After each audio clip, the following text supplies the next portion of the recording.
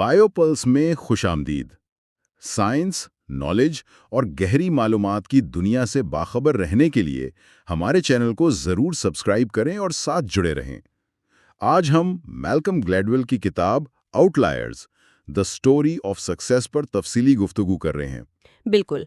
और ये किताब वाकई ये हमारा पूरा नजरिया बदल देती है कि लोग कामयाब कैसे होते हैं। सही कहा आपने। ये किताब वाजे करती है कि कामयाबी सिर्फ जहानत या सख्त मेहनत का नतीजा नहीं होती, बल्कि इसमें माहौल, मौक़े, सकाफत और वक्त जैसे छुपे हुए अवामिल भी शामिल होते हैं। हाँ, यानी वो फैक्टर्स जो आमतौर पे हमें नजर ही नहीं आते। एग्जैक्टली। और आज हमारी इस तफसीली गुफ्तगू का आगाज एक ऐसी मिसाल से होगा जो थोड़ी अजीब है। तसव्वुर करें एक ऐसे शहर का जहां लोग सॉसेज और पेपरोनी से भरा पिज्ज़ा खाते हैं, अपना खाना पूरी चर्बी यानी लाड में पकाते हैं, ओह बिल्कुल। पूरा दिन चेन स्मोकिंग करते हैं और वर्जिश के नाम पर शायद ही कभी कोई कदम उठाते हैं। और इस सब के बावजूद वहां 65 साल से कम उम्र के किसी एक शख्स को भी हार्ट अटैक नहीं होता। सुनने में बिल्कुल नामुमकिन लगता है ना। हाँ, यानी लगता है कोई साइंस फिक्शन है। लेकिन आज हम इस गहरी तहकीक में एक ऐसे ही मेडिकल राज से शुरुआत कर रहे हैं जो ये साबित करेगा कि सेहत और कामयाबी के बारे में हमारी आम सोच दरअसल कितनी गलत है। बिल्कुल। और ये राज दरअसल इस पूरी किताब की बुनियादी मकसद को समझने की एक चाबी है। ग्लैडवेल इस मिसाल को इसलिए चुनते हैं क्योंकि हमारी ज़हनियत कुछ इस तरह बन चुकी है कि हम हर नतीजे को उसकी ज़ाहिरी वजह से जोड़ते हैं। सही, मतलब अगर कोई सेहतमंद है तो जरूर अच्छा खाना खाता होगा और वर्जिश करता होगा। एग्जैक्टली। या अगर कोई अमीर और कामयाब है तो जरूर वो सबसे ज्यादा ज़हीन होगा और उसने अकेले ही दिन रात मेहनत की होगी। लेकिन आउटलायर का तसव्वुर इस सीधी सोच को तोड़ देता है। तो हमें थोड़ा ये समझाएं कि ये आउटलायर दरअसल होता क्या है। साइंस की ज़बान में इसका क्या मतलब है? देखिए, साइंस और स्टैटिस्टिक्स की दुनिया में आउटलायर एक ऐसे डेटा पॉइंट को कहते हैं जो बाकी तमाम आम रिवायतों, कवानीन और तवक्कुआत से इतना दूर होता है कि आम उसूल उस पर लागू ही नहीं होते। अच्छा, यानी जो ग्राफ में बिल्कुल अलग थलग नजर आता है। हाँ बिल्कुल। और इसी आउटलायर को समझने के लिए हमारी कहानी का आगाज 1882 में होता है, जब इटली के एक इंतहाई पशमानदा और पहाड़ी गांव रोसीटो वाल्फोटोरे से 11 अफराद का एक छोटा सा ग्रुप अमेरिका हिजरत करता है। आई सी।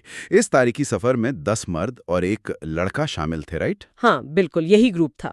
ये लोग अपना आबाई घर छोड़कर आते हैं और कहानी कुछ इस तरह चलती है कि वो पहली रात न्यूयॉर्क के इलाके लिटिल इटली में एक पुराने टावन के फर्श पर सोते हैं। सही। तंगदस्ती थी बहुत। फिर वहां से मगरिब की तरफ पेंसिल्वेनिया के एक टाउन बैंगर के करीब आकर बस जाते हैं।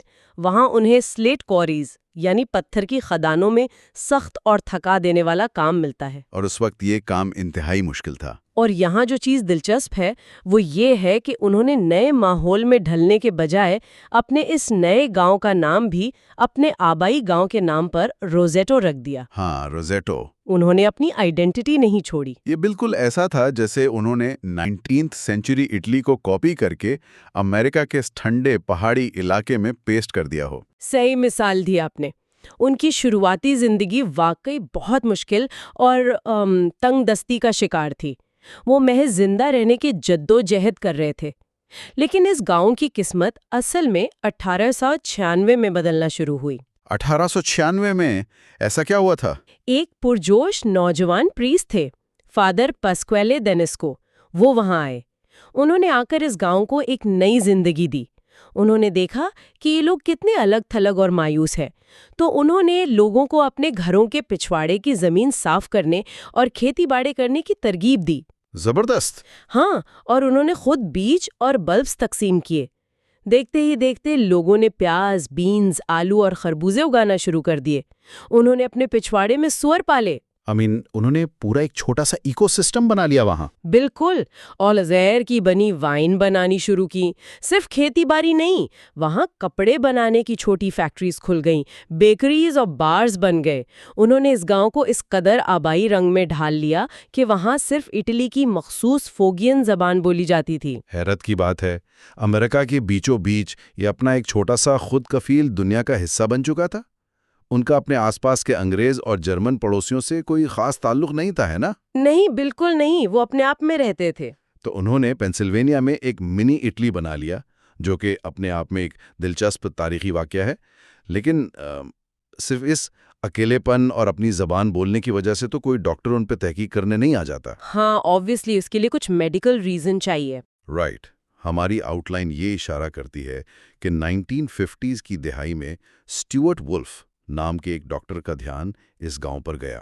اب ایسا کیا ہو گیا تھا اس عام سے گاؤں میں جس نے اسے وہاں آنے پر مجبور کر دیا؟ اسے سمجھنے کے لیے ہمیں پہلے 1950s کے دور کے امریکہ کی حالات دیکھنی ہوں گی۔ اس وقت امریکہ میں دل کے دورے یعنی ہارٹ اٹیکس ایک خوفناک وبا کی طرح پھیلے ہوئے تھے۔ اوہ اچھا۔ ہاں، کیونکہ میڈیکل سائنس کے پاس کولیسٹرول کم کرنے والی دوائیاں نہیں تھیں، نہ ہی بائی پاس سرجریز عام تھیں اس وقت۔ اگر کسی کو ہارٹ اٹیک ہوتا تھا تو یہ تقریباً موت کا پروانہ ہوتا تھا۔ 65 سال سے کم عمر کے مردوں کی موت کی سب سے بڑی وجہ یہی بیماری تھی۔ لوگ اس سے بری طرح خوفزدہ ہوں گے۔ بہت زیادہ۔ اب اسٹیورٹ وولف جو تھے وہ یونیورسٹی آف اوکلاہوما میں پروفیسر تھے اور معدے اور ہاضمے کے امراض پر تحقیق کرتے تھے۔ وہ اکثر گرمیوں میں پینسلوینیا کے ایک فارم پر جاتے تھے جو روزیٹو کے بالکل قریب تھا۔ اوکے، تو کنیکشن وہاں سے بنا۔ صحیح۔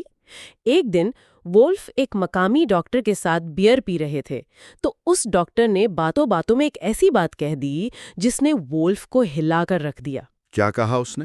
اس مقامی ڈاکٹر نے کہا کہ اس کی 17 سال کی پریکٹس میں اس نے روزیٹو کے کسی ایک بھی شخص کو جو 65 سال سے کم عمر کا ہو دل کی بیماری میں مبتلا نہیں دیکھا۔ Wait, really?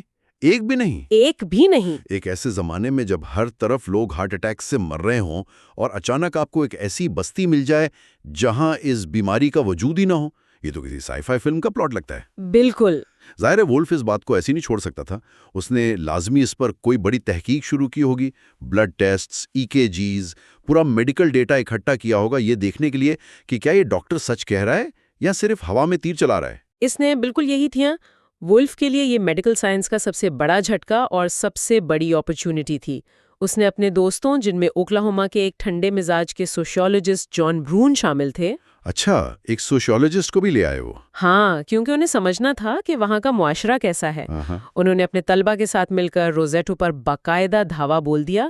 انہوں نے گاؤں کے موت کے سرٹیفکیٹ جمع کیے، ڈاکٹرز کے پرانے ریکارڈز چھانے اور خاندان کے شجرے بنائے تاکہ دیکھیں کہ بیماریاں نسلوں میں کیسے چلتی ہیں۔ صحیح، پورا بیک گراؤنڈ چیک کیا ان کا۔ ایگزیکٹلی۔ یہاں تک کہ گاؤں کے میئر نے انہیں ٹاؤن کاؤنسل کا کمرہ دے دیا اور وہاں انہوں نے ہزاروں بلڈ ٹیسٹ اور EKGs کرنے شروع کیے۔ نتائج حیران کن ہونے چاہیے۔ اگر ہم اس گاؤں کی ہیلتھ پروفائل دیکھیں تو یہ بالکل عام توقعات کے برعکس تھی۔ دیکھیں، بہترین یا حیران کن تو بہت چھوٹے لفظ ہیں۔ نتائج کسی معجزے سے کم نہیں تھے۔ روزیٹو میں 55 سال سے کم عمر کے کسی ایک فرد کی ہارٹ اٹیک سے موت نہیں ہوئی تھی، نہ ہی ان میں دل کی بیماری کی کوئی عام علامت تھی۔ انبیلیویبل۔ اور بوڑھے لوگوں میں کیا ریشو تھا؟ 65 سال سے زیادہ عمر کے مردوں میں موت کی شرح پورے امریکہ کے مقابلے میں آدھی تھی۔ واو۔ اور صرف یہی نہیں، جب جان برون نے گھر گھر جا کے انٹرویوز کیے تو اعداد و شمار نے ایک اور تصویر دکھائی۔ اس گاؤں میں نہ کوئی خودکشی تھی، نہ شراب نوشی، نہ کوئی منشیات کی عادت۔ یعنی کرائم ریٹ بھی نہیں تھا؟ جرم تو نہ کے برابر تھی، یہاں تک کہ لوگوں کو معدے کا السر بھی نہیں تھا، جو اس دور میں تناؤ کی سب سے بڑی علامت سمجھا جاتا تھا۔ جان برون کے الفاظ میں، یہ لوگ صرف بڑھاپے کی وجہ سے مر رہے تھے، بس۔ یہ گاؤں ہر لحاظ سے ایک آؤٹ لائر تھا۔ اوکے، لیٹس انپیک دس۔ چلیں اس کو تھوڑا کھول کر دیکھتے ہیں۔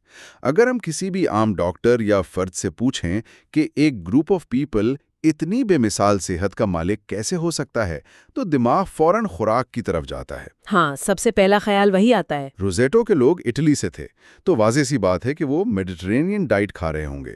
بہت سارا زیتون کا تیل، تازی سبزیاں، گرل کی ہوئی مچھلی اور شاید تھوڑی بہت ریڈ وائن، جو عام طور پر ہارٹ ہیلتھی ڈائٹ مانی جاتی ہے۔ بالکل۔ اور کیونکہ یہ ایک پہاڑی علاقہ تھا تو لوگ صبح صبح اٹھ کر پہاڑوں پر لمبی واک کرتے ہوں گے، فزیکلی بہت ایکٹیو ہوں گے۔ یہ سب باتیں اچھی صحت کا ایک عام فارمولا ہے جو ہمیں ہر روز بتایا جاتا ہے۔ صحیح کہہ رہے ہیں آپ، اور میڈیکل ٹیم نے بھی تحقیق کی شروعات اسی نقطۂ نظر سے کی تھی۔ انہیں یقین تھا کہ صحت کا یہ معجزہ کسی مخصوص اولڈ ورلڈ خوراک کا نتیجہ ہوگا، لیکن کہانی میں ٹوسٹ ہے۔ بہت بڑا ٹوسٹ ہے۔ جب ڈائٹیشنز نے ان کی خوراک کا باریک بینی سے جائزہ لیا تو انہیں وہاں کسی قسم کی میڈیٹرینین ڈائٹ کا نام و نشان نہیں ملا۔ اصل حقیقت اس سے بالکل الٹ تھی۔ اچھا، زیتون کے تیل کی بجائے وہ لوگ چربی یعنی لارڈ میں کھانا پکاتے تھے۔ ان کا پیزا وہ عام اٹالین پتلا پیزا نہیں تھا جس میں تازہ ٹماٹر اور بیزل ہوں۔ یعنی جسے ہم ہیلزی سمجھتے ہیں۔ ہاں، بلکہ یہ امریکہ کا بھاری بھرکم پیزا تھا جو ساسج، پیپرونی، سلامی، انڈوں اور چیز سے لدا ہوتا تھا۔ مائی گڈنس، یہ تو کولیسٹرول کا بم ہے۔ اور سنیے، میٹھے میں بسکوٹی اور ترالی جیسے بھاری پکوان جو اٹلی میں لوگ صرف کرسمس یا ایسٹر کے تہوار پر کھاتے تھے، روزیٹو میں وہ پورا سال ہر روز کھائے جاتے تھے۔ ان کی خوراک کی تقریباً 41% کیلوریز صرف چربی سے آتی تھیں۔ 41% کیلوریز فیٹ سے، اور اس پر ہارٹ اٹیکس کا نہ ہونا، یہ تو ہر میڈیکل ٹیکسٹ بک کے خلاف ہے۔ بالکل خلاف ہے۔ اور میں یہ بھی جانتا ہوں کہ آپ آگے بتانے والی ہیں کہ ان کی ورزش کا روٹین بھی کوئی خاص نہیں ہوگا۔ ورزش کا تو تصور ہی نہیں تھا۔ وہ لوگ چین سموکرز تھے اور سگار پینا ایک عام عادت تھی۔ وہاں موٹاپے کی بہت بڑی شکایت تھی۔ وہ صبح اٹھ کر کوئی یوگا یا کارڈیو نہیں کرتے تھے۔ یعنی وہ لوگ ہر اس میڈیکل ایڈوائس کی کھلی خلاف ورزی کر رہے تھے جو ہمیں صحت مند رہنے کے لیے دی جاتی ہے۔ ایگزیکٹلی، ہر اس رول کو توڑ رہے تھے۔ اگر خوراک بالکل تباہ کن تھی اور ورزش وہ کرتے نہیں تھے، تو اب ہمارے پاس صرف 2 چیزیں بچتی ہیں، یا تو جی این اے یا پھر جیوگرافی۔ اگر مجھے اس تحقیق کا حصہ بننے کا موقع ملتا تو میں فوراً جینیٹکس پر اسٹڈی کرتا۔ صحیح، اور انہوں نے بھی یہی سوچا۔ شاید اس مخصوص اٹالین علاقے کے لوگوں کے جینز میں کوئی خاص میوٹیشن ہو جو انہیں دل کی بیماریوں سے بچاتی ہو، یا پھر شاید اس علاقے کی پہاڑی ہوا میں کوئی ایسی خاص بات تھی، وہاں کا پانی الگ تھا۔ وولف اور برون کے دماغ میں بھی یہی سوالات تھے۔ جب ڈائٹ اور ایکسرسائز نے جواب نہیں دیا تو انہوں نے جینیٹکس کا رخ کیا۔ وولف نے ان روزیٹنز کے رشتہ داروں کو ڈھونڈنا شروع کیا جو امریکہ کے دوسرے شہروں میں بس گئے تھے۔ اچھا، کمپیریٹیو اسٹڈی کی۔ ہاں، اگر ان کے جینز میں کوئی جادو تھا تو ان کے رشتہ داروں کو بھی صحت مند ہونا چاہیے تھا، چاہے وہ کہیں بھی رہتے ہوں۔ لیکن حیرت انگیز طور پر ان رشتہ داروں کی صحت بالکل عام امریکنز جیسی تھی۔ یعنی ان کو ہارٹ اٹیکس ہو رہے تھے؟ بالکل، وہ لوگ بھی ہارٹ اٹیکس اور امراض قلب کا اسی طرح شکار تھے جیسے باقی امریکہ۔ تو جینیٹکس کا نظریہ یہیں رد ہو گیا۔ واو، تو پھر جیوگرافی رہ گئی، اس کا کیا بنا؟ پھر باری آئی جیوگرافی کی۔ وولف نے بالکل قریب کے 2 شہروں بینگور اور نیزریت کا جائزہ لیا۔ یہ شہر روزیٹا کے بالکل آس پاس تھے۔ وہاں کا پانی، ہوا، سب کچھ ویسا ہی تھا۔ وہاں بھی یورپ سے آئے ہوئے محنتی مہاجر رہتے تھے۔ صحیح۔ لیکن جب اعداد و شمار سامنے آئے تو پتہ چلا کہ وہاں 65 سال سے اوپر کے مردوں میں دل کی بیماری کی شرح روزیٹو کے مقابلے میں 3 گنا زیادہ تھی۔ 3 گنا زیادہ، اور وہ صرف چند میل کے فاصلے پر تھے۔ تو اب ہم ایک ایسے پوائنٹ پر آ گئے ہیں جہاں نہ تو ڈائٹ کام کر رہی ہے، نہ ایکسرسائز، نہ جینز، نہ جیوگرافی۔ آخر وہ کون سی جادوئی چیز تھی جو انہیں اس قدر صحت مند رکھ رہی تھی؟ دیکھیں، جب تمام روایتی اور میڈیکل وجوہات غلط ثابت ہو گئیں تو وولف اور برون کو مجبوراً اپنے نظریے کا دائرہ وسیع کرنا پڑا۔ انہیں سمجھ آ گئی تھی کہ جواب انڈیویجول باڈیز یعنی ان لوگوں کے جسموں کے اندر نہیں بلکہ اس انوائرنمنٹ میں ہے جو انہوں نے اپنے ارد گرد بنایا ہوا تھا۔ انوائرمنٹ مطلب ان کی سوسائٹی؟ اصل راز روزیٹو کا ماحول، وہاں کی ثقافت اور ان کا معاشرتی ڈھانچہ یعنی سوشل سٹرکچر تھا۔ جب وہ دونوں اس گاؤں کی گلیوں میں گھومے، انہوں نے دیکھا کہ وہاں لوگ عام امریکنز کی طرح اکیلے نہیں تھے۔ اچھا، لوگ سڑکوں پر چلتے ہوئے وقت نکال کر رکتے تھے اور ایک دوسرے سے لمبی گفتگو کرتے تھے۔ وہ اپنے پچھواڑے میں صرف اپنے لیے نہیں بلکہ پڑوسیوں کے لیے بھی کھانا پکاتے تھے۔ یعنی بہت کلوز نیٹ کمیونٹی تھی۔ بہت زیادہ۔ گھروں کی ساخت ایسی تھی کہ ایک ہی چھت کے نیچے 3 نسلیں، دادا دادی، ماں باپ اور بچے ایک ساتھ رہتی تھیں، اور بزرگوں کی انتہائی عزت کی جاتی تھی۔ انہیں اولڈ ایج ہومز نہیں بھیجا جاتا تھا۔ یعنی ان کا آپس میں مل کر رہنا انہیں بیماریوں سے بچا رہا تھا۔ لیکن یہاں میں تھوڑا آگے بڑھنا چاہتا ہوں۔ ایک انویزیبل شیلڈ یعنی نہ دکھنے والی ڈھال والی مثال تو ٹھیک ہے، لیکن یہ فزیکلی کام کیسے کرتا ہے؟ یہ بڑا انٹرسٹنگ سوال ہے۔ میرا مطلب ہے پڑوسی سے بات کرنے سے انسانی آرٹریز میں کولیسٹرول کا جمع ہونا کیسے رک جاتا ہے؟ لاڈ کھانے سے تو کولیسٹرول بنے گا نا؟ یہ سب سے بہترین سوال ہے، کیونکہ یہ ہاؤ اور وائی واضح کرتا ہے۔ آج کی جدید میڈیکل سائنس اور سائیکالوجی اس میکانزمز کو کرونک سٹریس اور کورٹیزول کے ذریعے سمجھاتی ہے۔ کورٹیزول جو ہمارا سٹریس ہارمون ہے۔ بالکل، انسانی جسم ایک سروائیول مشین ہے۔ جب ہم اکیلے ہوتے ہیں، مالی تناؤ ہوتا ہے یا سوسائٹی کا پریشر ہوتا ہے تو ہمارا جسم اسے ایک خطرے کے طور پر دیکھتا ہے اور ہمارا اعصابی نظام یعنی سمپتھیٹک نروس سسٹم ایکٹیو ہو جاتا ہے۔ صحیح، فائٹ اور فلائٹ موڈ میں آ جاتا ہے۔ ایگزیکٹلی، جسم میں کورٹیسول اور ایڈرینلین جیسے سٹریس ہارمونز بھاری مقدار میں شامل ہونے لگتے ہیں۔ اگر یہ حالت مسلسل رہے، جسے ہم کرونک سٹریس کہتے ہیں، تو یہ ہارمونز خون کی نالیوں میں انفلیمیشن یعنی سوجن پیدا کرتے ہیں۔ اور اس سوجن کی وجہ سے مسئلے بنتے ہیں؟ ہاں، اسی سوجن کی وجہ سے نالیوں میں پلیگ جمع ہوتا ہے، جو آگے چل کر ہارٹ اٹیک کا باعث بنتا ہے۔ روزیٹو کے لوگوں کے پاس ان کی کمیونٹی تھی، ان کے پاس پیسہ نہیں تھا، محنت بہت تھی، لیکن وہ اندر سے بالکل پرسکون تھے، کیونکہ انہیں پتا تھا کہ لوگ ان کی مدد کے لیے ہیں۔ صرف 2000 لوگوں کے اس گاؤں میں 22 فلاحی تنظیمیں تھیں۔ وہاں کا ماحول برابری پر مبنی تھا، امیر لوگ دولت کا دکھاوا نہیں کرتے تھے اور غریبوں کی مدد اس طرح کی جاتی تھی کہ ان کی عزت نفس مجروح نہ ہو۔ کیا بات ہے! اس سپورٹ سسٹم کی وجہ سے ان کا اعصابی نظام کبھی اس خطرے کے الارم موڈ میں نہیں گیا۔ ان کا سٹریس لیول بیسیکلی 0 تھا، اس لیے بری خوراک کے باوجود ان کی خون کی نالیاں بالکل صاف تھیں۔ یہ سچ میں دماغ کو کھول دینے والی بات ہے۔ انہوں نے آپس کی گفتگو، احترام اور مل بانٹ کر کھانے سے اپنے گاؤں کے گرد ایک نہ دکھنے والی ڈھال بنا لی تھی۔ جب ہم آج کی ماڈرن سوسائٹی دیکھتے ہیں تو لوگ اکیلے ہیں، آئسولیشن میں ہیں۔ بہت زیادہ اکیلے ہیں۔ ہم ہزاروں ڈالرز ڈائٹ پلانز اور جم ممبرشپس پر خرچ کرتے ہیں، لیکن اکیلے پن اور ٹینشن کی وجہ سے ہمارا اندر کا سسٹم ہر وقت جل رہا ہوتا ہے۔ روزیٹو میں وہ ٹینشن گاؤں کی سرحد پر ہی رک جاتی تھی۔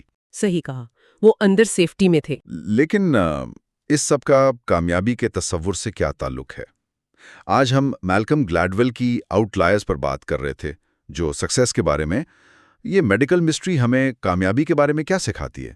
یہی وہ ٹرننگ پوائنٹ ہے جو اس پوری کتاب کی بنیاد رکھتا ہے۔ اگر ہم اسے ایک بڑی پکچر میں دیکھیں تو ہمیں سمجھ آئے گا کہ گلیڈویل نے اس کہانی سے کتاب کا آغاز کیوں کیا۔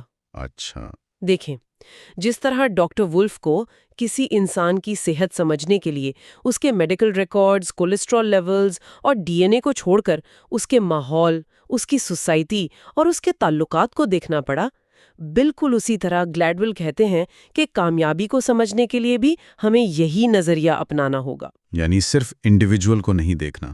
ہاں، ہم عام طور پر جب کسی کامیاب شخص، کسی ٹیک بلینئر یا کسی عظیم کھلاڑی کو دیکھتے ہیں تو ہم سوچتے ہیں کہ وہ کیسا انسان ہے۔ ہم اس کی ذہانت، اس کی عادت اور اس کے جذبے کو اس کی کامیابی کا اکیلا ذمہ دار ٹھہراتے ہیں۔ بالکل، ہم سیلف میڈ مین کے متھ پر یقین رکھتے ہیں۔ ہم سوچتے ہیں سب کچھ اس نے اکیلے کیا۔ لیکن گلیڈویل کہتے ہیں کہ یہ سوال ہی غلط ہے۔ ہمیں پوچھنا چاہیے کہ وہ کہاں سے آیا ہے۔ یعنی ہم کسی امیر یا کامیاب فرد کو اس کے ماحول، اس کی تاریخ اور اس کو ملنے والے مواقع سے الگ کر کے نہیں سمجھ سکتے۔ جس طرح روزیٹو کے لوگوں کی بہترین صحت ان کی ذاتی کوشش یا خوراک کا نتیجہ نہیں تھی، بلکہ اس ورثے اور معاشرتی ڈھانچے کا نتیجہ تھی جو انہیں وراثت میں ملا تھا۔ بالکل، کامیابی ایک ایکولوجی کی طرح ہوتی ہے۔ اگر ایک درخت جنگل میں سب سے لمبا ہوتا ہے تو اس کی وجہ صرف یہ نہیں ہوتی کہ اس کا بیج سب سے اچھا تھا۔ صحیح، اور بھی چیزیں ہوتی ہیں۔ اس کی وجہ یہ بھی ہوتی ہے کہ کسی دوسرے درخت نے اس کی دھوپ نہیں روکی۔ جس زمین پر وہ اگا وہاں مٹی بہت زرخیز تھی، اور جب وہ چھوٹا تھا تو کسی لکڑہارے نے اسے نہیں کاٹا۔ انسانی کامیابی بھی اسی طرح کام کرتی ہے۔ یہ بہت خوبصورت مثال ہے۔ آگے آنے والے چیپٹرز میں گلیڈویل واضح کرتے ہیں کہ سکسیسفل آؤٹ لائرز، چاہے وہ بل گیٹس ہوں یا دی بیٹلز، انہیں اپنی زندگی میں مخصوص سال، مخصوص دور اور ایسے حالات ملے جو کسی اور کو نہیں ملے۔ انوائرمنٹ میٹر کرتا ہے۔ ہاں، ان کے ارد گرد بھی ان کی آبادی، وقت اور ثقافت کا ایک روسیٹو تھا جس نے انہیں باقیوں سے آگے نکلنے کا راستہ دیا۔ انہوں نے سخت محنت ضرور کی، لیکن انہیں وہ محنت کرنے کا میدان اور سہولت ان کے انوائرمنٹ نے دی تھی۔ تو اس تحقیق نے واقعی کامیابی اور صحت دونوں کے بارے میں ہمارا نظریہ بدل کر رکھ دیا ہے۔ یہ محض انفرادی دوڑ نہیں ہے، یہ ایک کلیکٹیو تجربہ ہے۔ ہم میں سے کوئی بھی اکیلے کچھ نہیں کرتا۔ اور یہ سمجھنا بہت ضروری ہے۔ In the next part, we will explore how opportunities shape success and discuss the Matthew effect and the 10,000 hour rule.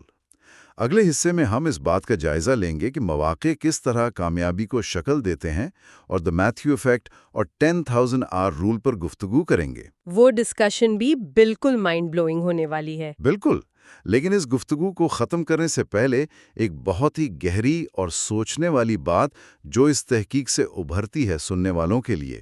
انسان کو اس بات پر ضرور غور کرنا چاہیے کہ اس کی صحت، اس کی سکون قلب اور اس کی کامیابی کا کتنا بڑا حصہ ان لوگوں پر منحصر ہوتا ہے جو روزمرہ زندگی میں اس کے ارد گرد موجود ہوتے ہیں۔ صحیح۔ کیا ہم آج کے جدید اور ڈیجیٹل دور میں، جہاں ہر شخص اپنی اسکرین کے پیچھے اکیلا ہے، اپنی ارد گرد اپنا خود کا روزیٹو بنا رہے ہیں، یا محض مقصد حیات اور پیسے کی اندھی دوڑ میں اکیلے پن اور تناؤ کا شکار ہو کر اپنی صحت اور کامیابی دونوں کی بنیادیں کھوکھلی کر رہے ہیں؟ واقعی یہ سوچنے کا مقام ہے۔ روزیٹو کی کہانی ہمیں بتاتی ہے کہ اصل تصویر ایکس رے کی رپورٹس یا بینک اکاؤنٹس میں نہیں، بلکہ ہمارے کھانے کے ٹیبل کے گرد بیٹھے ہوئے لوگوں اور ان سے ہمارے تعلق میں چھپی ہوتی ہے۔ اس تفصیلی گفتگو میں شامل ہونے کا شکریہ۔ اچھا، تو کیا ہو اگر میں کہوں کہ دنیا کا بہترین آئس ہاکی کھلاڑی بننے کا جو راز ہے نا، وہ مطلب کسی کی جینیات یا ان کی خوراک یا شوق میں نہیں چھپا؟ تو پھر کس چیز میں ہے؟ اس بات میں کہ وہ پیدا کس مہینے میں ہوئے تھے۔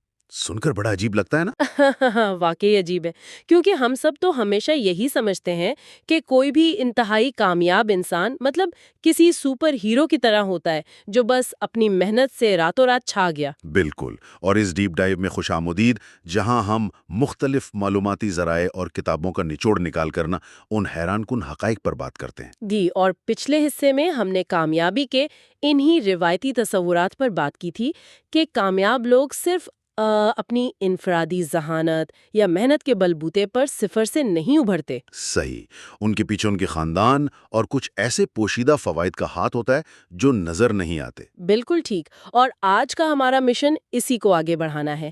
ہم کامیابی کی بنیاد یعنی مواقع پر بات کریں گے۔ یعنی ہم حصہ 2 کا تفصیلی جائزہ لے رہے ہیں آج۔ جی، اس میں 2 بڑے تصورات ہیں۔ ایک میلکم گلیڈویل کی کتاب سے میتھیو اثر یا دی میتھیو ایفیکٹ، اور دوسرا 10,000 گھنٹوں کا اصول۔ تو ہم یہ سمجھیں گے کہ کیسے چھوٹے چھوٹے ابتدائی فوائد وقت کے ساتھ اتنی بڑی کامیابیوں میں بدل جاتے ہیں۔ بالکل، تو سب سے پہلے میتھیو اثر کی بات کرتے ہیں۔ یہ نام بائبل کی ایک مشہور آیت سے لیا گیا ہے۔ اچھا، اس آیت کا کیا مطلب بنتا ہے؟ اس کا مفہوم کچھ یوں ہے کہ جس کے پاس ہے اسے مزید دیا جائے گا، اور جس کے پاس نہیں ہے اس سے وہ بھی چھین لیا جائے گا جو اس کے پاس ہے۔ ارے، یہ تو بظاہر سننے میں بڑی ظالمانہ سی بات لگتی ہے۔ ہاں، لیکن کامیابی کی دنیا میں اس کا سیدھا سا مطلب یہ ہے کہ سب سے بڑی کامیابیاں ان لوگوں کو ملتی ہیں جنہیں ابتدا میں کچھ خاص مطلب معمولی سی برتری حاصل ہوتی ہے، اور پھر وہ چھوٹا سا فائدہ مزید بڑے مواقع پیدا کرتا ہے۔ بالکل ایسا ہی ہے۔ اسے سمجھنے کے لیے کینیڈین ہاکی کے کھلاڑیوں کی مثال بہت زبردست ہے۔ کینیڈا میں ہاکی تو ویسی ایک جنون ہے، وہاں تو بچے اسکیٹنگ پہلے سیکھتے ہیں۔ ہاں، تو جب وہاں کی سب سے بہترین ٹیموں جیسے میڈیسن ہیٹ ٹائیگرز کا ڈیٹا دیکھا گیا تو ایک حیران کن حقیقت سامنے آئی۔ وہ کیا؟ ان ایلیٹ ٹیموں کے زیادہ تر کھلاڑیوں کی تاریخ پیدائش جنوری، فروری اور مارچ کے مہینوں میں ہوتی ہے۔ کیا بات کر رہی ہیں؟ مطلب سارے شروع کے مہینوں میں؟ جی، ایک ٹیم میں تو 25 میں سے 17 کھلاڑی سال کے ابتدائی 4 مہینوں میں پیدا ہوئے تھے۔ رکیے، 25 میں سے 17؟ یہ تو کوئی اتفاق ہو ہی نہیں سکتا۔ بالکل اتفاق نہیں ہے، اور اس کی وجہ کوئی جادو بھی نہیں ہے۔ اس کی وجہ کینیڈا میں ہاکی کے لیے عمر کی کٹ آف ڈیٹ ہے، جو کہ 1 جنوری ہے۔ اوہ اچھا، تو مطلب ایک بچہ جو 2 جنوری کو 10 سال کا ہوتا ہے وہ اس بچے کے ساتھ کھیلتا ہے جو سال کے آخر میں جا کر 10 سال کا ہوگا۔ 100%۔ اب اس عمر میں چند مہینوں کا جسمانی فرق مطلب بہت بڑا ہوتا ہے۔ دیکھیں، یہ تو بالکل ایسا ہے جیسے 2 پودے ایک ہی زمین میں لگائے جائیں لیکن ایک پودا دوسرے سے چند ماہ پہلے بویا گیا ہو۔ بہترین تشبیہ ہے۔ تو جب مالی انہیں دیکھے گا تو وہ سمجھے گا کہ پہلا پودا زیادہ صحت مند اور بہترین نسل کا ہے، جبکہ حقیقت میں اسے صرف وقت کا فائدہ ملا ہے۔ بالکل، اور کوچز بھی یہی غلطی کرتے ہیں۔ وہ اس جسمانی پختگی کو پیدائشی ٹیلنٹ سمجھ بیٹھتے ہیں۔ تو پھر ان چنے گئے نام نہاد ٹیلنٹڈ بچوں کا کیا ہوتا ہے؟ یہیں سے ایک اور کانسیپٹ شروع ہوتا ہے جسے سماجیات میں خود ساختہ پیشن گوئی یا سیلف فلفلنگ پروفیسی کہتے ہیں۔ یعنی وہ پیشن گوئی جو اپنا آپ خود سچ ثابت کر دے۔ جی ہاں، اب کیونکہ انہیں ٹیلنٹڈ مان لیا گیا ہے تو ان چنے گئے کھلاڑیوں کو بہتر کوچنگ ملتی ہے، وہ زیادہ میچ کھیلتے ہیں اور دوگنی پریکٹس کرتے ہیں۔ تو 13 یا 14 سال کی عمر تک پہنچتے پہنچتے وہ واقعی دوسروں سے بہت بہتر ہو چکے ہوتے ہیں۔ بالکل، کوچ کی بات سچ ثابت ہو جاتی ہے، لیکن اس کی وجہ ان کی ابتدائی محنت نہیں بلکہ وہ مواقع ہوتے ہیں۔ اور میرا خیال ہے یہ صرف ہاکی تک محدود نہیں ہوگا۔ بالکل نہیں۔ امریکی بیس بال کی مثال لے لیں، وہاں کٹ آف ڈیٹ 31 جولائی ہے، تو وہاں اگست میں پیدا ہونے والے کھلاڑی سب سے زیادہ ہیں۔ اور یورپی ساکر میں؟ وہاں پہلے کٹ آف ڈیٹ 1 اگست تھی، تو وہاں بھی یہی پیٹرن نظر آتا تھا۔ اچھا، تو اگر ہم کھیلوں سے ہٹ کر بات کریں تو کیا تعلیمی میدان میں بھی یہ چیز نظر آتی ہے؟ جی بالکل، یہ رجحان تعلیمی نظام میں بھی صاف نظر آتا ہے۔ ٹیمس ٹیسٹ جو بین الاقوامی سطح پر ہوتا ہے، اس کے نتائج سے یہ ثابت ہوتا ہے۔ ٹیمس ٹیسٹ میں کیا پتہ چلا؟ یہی کہ چوتھی جماعت میں نسبتاً بڑی عمر کے بچے، مطلب جو کٹ آف کے حساب سے چند ماہ بڑے ہوتے ہیں، وہ چھوٹی عمر کے بچوں سے بہت بہتر سکور کرتے ہیں۔ اور کیا یہ فرق بعد میں ختم ہو جاتا ہے؟ نہیں، یہی تو مسئلہ ہے۔ یہ فرق کالج تک برقرار رہتا ہے۔ نسبتاً کم عمر طلباء کی کالجوں میں نمائندگی 11.6% کم ہوتی ہے۔ لیکن دیکھیں، میرا یہاں ایک سوال ہے، ایک بہت چپتا ہوا سوال۔ اگر یہ اتنا ہی واضح ہے تو ہم نظام کو بدلتے کیوں نہیں؟ یہ ایک بہت اہم نقطہ اٹھایا ہے آپ نے۔ مطلب ہم مہینوں کے حساب سے الگ لیگز یا کلاسیں کیوں نہیں بناتے تاکہ جنوری والے جنوری والوں سے مقابلہ کریں؟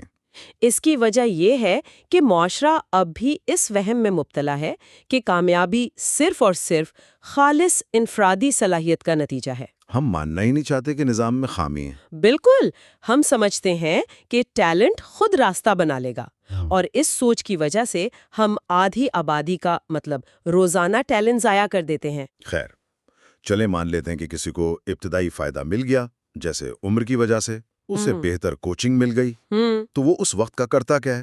یہ سوال ہمارے دوسرے باب یعنی 10,000 گھنٹوں کے اصول کی طرف لے جاتا ہے۔ بالکل ٹھیک، اور اس پر ماہر نفسیات اینڈرس ایرکسن کی تحقیق بہت مشہور ہے۔ انہوں نے کیا ریسرچ کی تھی؟ انہوں نے برلن اکیڈمی آف میوزک میں وائلن بجانے والوں پر ایک گہرا مطالعہ کیا۔ اچھا، تو اس میں انہیں کیا ملا؟ اس میں پایا گیا کہ جو عالمی سطح کے بہترین وائلن بجانے والے تھے، وہ 20 سال کی عمر تک 10,000 گھنٹے کی مشق کر چکے تھے۔ 10,000 گھنٹے، یہ تو بہت زیادہ وقت ہے۔ جی، اور جو درمیانے یا اچھے بجانے والے تھے انہوں نے 8,000 گھنٹے، اور جو صرف استاد بننے والے تھے انہوں نے 4,000 گھنٹے پریکٹس کی تھی۔ ارے واہ! تو کیا اس میں کوئی ایسا نہیں ملا جو بغیر مشق کے فطری طور پر اوپر پہنچا ہو، مطلب نیچرل ٹیلنٹ؟ یہی تو سب سے حیران کن بات تھی۔ اس میں کوئی ایک شخص بھی ایسا نہیں ملا جو بغیر پریکٹس کے اوپر آیا ہو، یا کوئی ایسا جو بے تحاشا مشق کے باوجود پیچھے رہ گیا ہو۔ تو اس کا مطلب ہے شارٹ کٹ کوئی نہیں ہے۔ اس کو سمجھنے کے لیے میں ایک مثال دیتا ہوں سننے والوں کو۔ جی بتائیں۔ یہ بالکل کسی مشکل ویڈیو گیم کو کھیلنے جیسا ہے۔ آپ گیم کے آخری اور سب سے مشکل باس کو تب تک ہرا ہی نہیں سکتے جب تک آپ ہزاروں بار گیم کھیل کر ایکسپیرینس پوائنٹس نہ اکٹھے کر لیں۔ بالکل صحیح تشبیہ ہے، آپ کو وہ وقت دینا ہی پڑتا ہے۔ تو اس اصول کی مزید کیا مثالیں ہیں؟ दो बहुत जबरदस्त मिसालें हैं, एक बिल जॉय की और दूसरी द बीटल्स की। बिल जॉय, वही जो इंटरनेट की दुनिया के बड़े नाम हैं। जी। 1971 में वो यूनिवर्सिटी ऑफ मिशिगन के कंप्यूटर सेंटर में थे। उस वक्त कंप्यूटर तक रसाई मतलब बेहद महंगी थी। हाँ, वो तो पंच कार्ड्स वाला दौर था। लेकिन मिशिगन में टाइम शेयरिंग सिस्टम की सहूलत थी और फिर वहां सॉफ्टवेयर में एक बग आ गया। अच्छा, उस बग का क्या फायदा हुआ उन्हें? इस बग की वजह से बिल जॉय ने मुफ्त में बेतहाशा वक्त गुजारा। वो रोजाना 8 से 10 घंटे सिर्फ प्रोग्रामिंग करते थे। 8 से 10 घंटे रोजाना? ये तो पागलपन है। और बीटल्स की क्या कहानी है? वो तो बहुत टैलेंटेड माने जाते हैं। उनकी कामयाबी भी सिर्फ पैदाइशी टैलेंट नहीं थी। जर्मनी के शहर हैम्बर्ग के क्लबों में उन्होंने हफ्ते के 7 दिन रात में 8-8 घंटे लाइव परफॉर्म किया। रात में 8 घंटे मुसलसल? जी बिल्कुल। 1964 की बड़ी कामयाबी से पहले वो 1200 मर्तबा लाइव परफॉर्म कर चुके थे। 1200 मर्तबा? इतनी तो आजकल के बैंड्स अपने पूरे करियर में परफॉर्मेंसेस नहीं देते। बिल्कुल। इन 10,000 घंटों ने उन्हें दुनिया का बेहतरीन बैंड बना दिया। लेकिन यहाँ एक बात सोचने वाली है, 10,000 घंटे का वक्त देना कोई मामूली बात नहीं। 100%। मतलब इसके लिए आपको गैर मामूली मौके दरकार होते हैं। एक आम नौजवान जिसने पार्ट टाइम जॉब भी करनी हो, वो रोजाना 8 घंटे प्रैक्टिस कैसे कर सकता है? आपने बिल्कुल सही रुख पकड़ा है। मेहनत और मौके का एक संगम होता है और इसकी सबसे शानदार मिसाल बिल गेट्स की कहानी है। बिल गेट्स की कहानी में ऐसा क्या खास था? हम समझते हैं वो बस एक ज़हीन इंसान थे, लेकिन दरअसल उन्हें मौक़ों की एक तवील कतार मिली। 1968 में जब कॉलेजों में भी कंप्यूटर क्लब नहीं होते थे, हाँ, तब तो कंप्यूटर एक कमरे जितना होता था। तब उनके लेक साइड स्कूल की माओं की तंजीम ने चंदा जमा करके उन्हें एक टाइम शेयरिंग टर्मिनल खरीद कर दिया। एक 8वीं क्लास के बच्चे के पास अपना टर्मिनल? ये तो किसी लॉटरी से कम नहीं। और बात यहीं ख़त्म नहीं होती। उसके बाद उन्हें सी क्यूब नामी कंपनी, ISI और यूनिवर्सिटी ऑफ वॉशिंगटन के कंप्यूटर्स तक मुफ्त रसाई मिली। तो उन्होंने कॉलेज जाने से पहले ही सारा वक्त वहीं गुजार दिया होगा। बिल्कुल। हार्वर्ड छोड़ने से पहले वो मुसलसल 7 साल तक प्रोग्रामिंग कर चुके थे। उनके 10,000 घंटे तो कब के पूरे हो चुके थे। तो नतीजा ये अक्स होता है कि कामयाबी के लिए सिर्फ मेहनत या सिर्फ टैलेंट काफी नहीं। जी बिल, जोए, बीटल्स और बिल गेट्स सब में ज़बरदस्त टैलेंट था, लेकिन उन्हें ऐसे हालात और मौके मिले जिन्होंने उन्हें वो 10,000 घंटे पूरे करने के काबिल बनाया। जो कि एक आम इंसान के लिए मुमकिन नहीं होता। और यहाँ सबसे दिलचस्प बात यह है कि ये लोग खुद भी अपने सफर में खुशकिस्मती के अंसर को मानते हैं। बिल्कुल। बिल गेट्स अक्सर इस बात का एतराफ़ करते हैं कि वो कितने खुशकिस्मत थे। कामयाबी को सिर्फ अपनी ज़ाती फतह करार देने के बजाय उन मौक़े की अहमियत को समझना ही असल हकीकत है। सही। तो अगर हम आज के इस सेशन का निचोड़ निकालें तो मैथ्यू असर हमें ये सिखाता है कि छोटे और बज़ाहिर गैर अहम इब्तदाई फ़वाइद किस तरह एक ऐसा रास्ता तैयार करते हैं जो इंसान को गैर मामूली मौक़े तक ले जाता है। और फिर वो मौके इंसान को 10,000 घंटे की सख्त और तवील मश्क करने के काबिल बनाते हैं, जिसके नतीजे में वाकई बड़ी कामयाबी जन्म लेती है।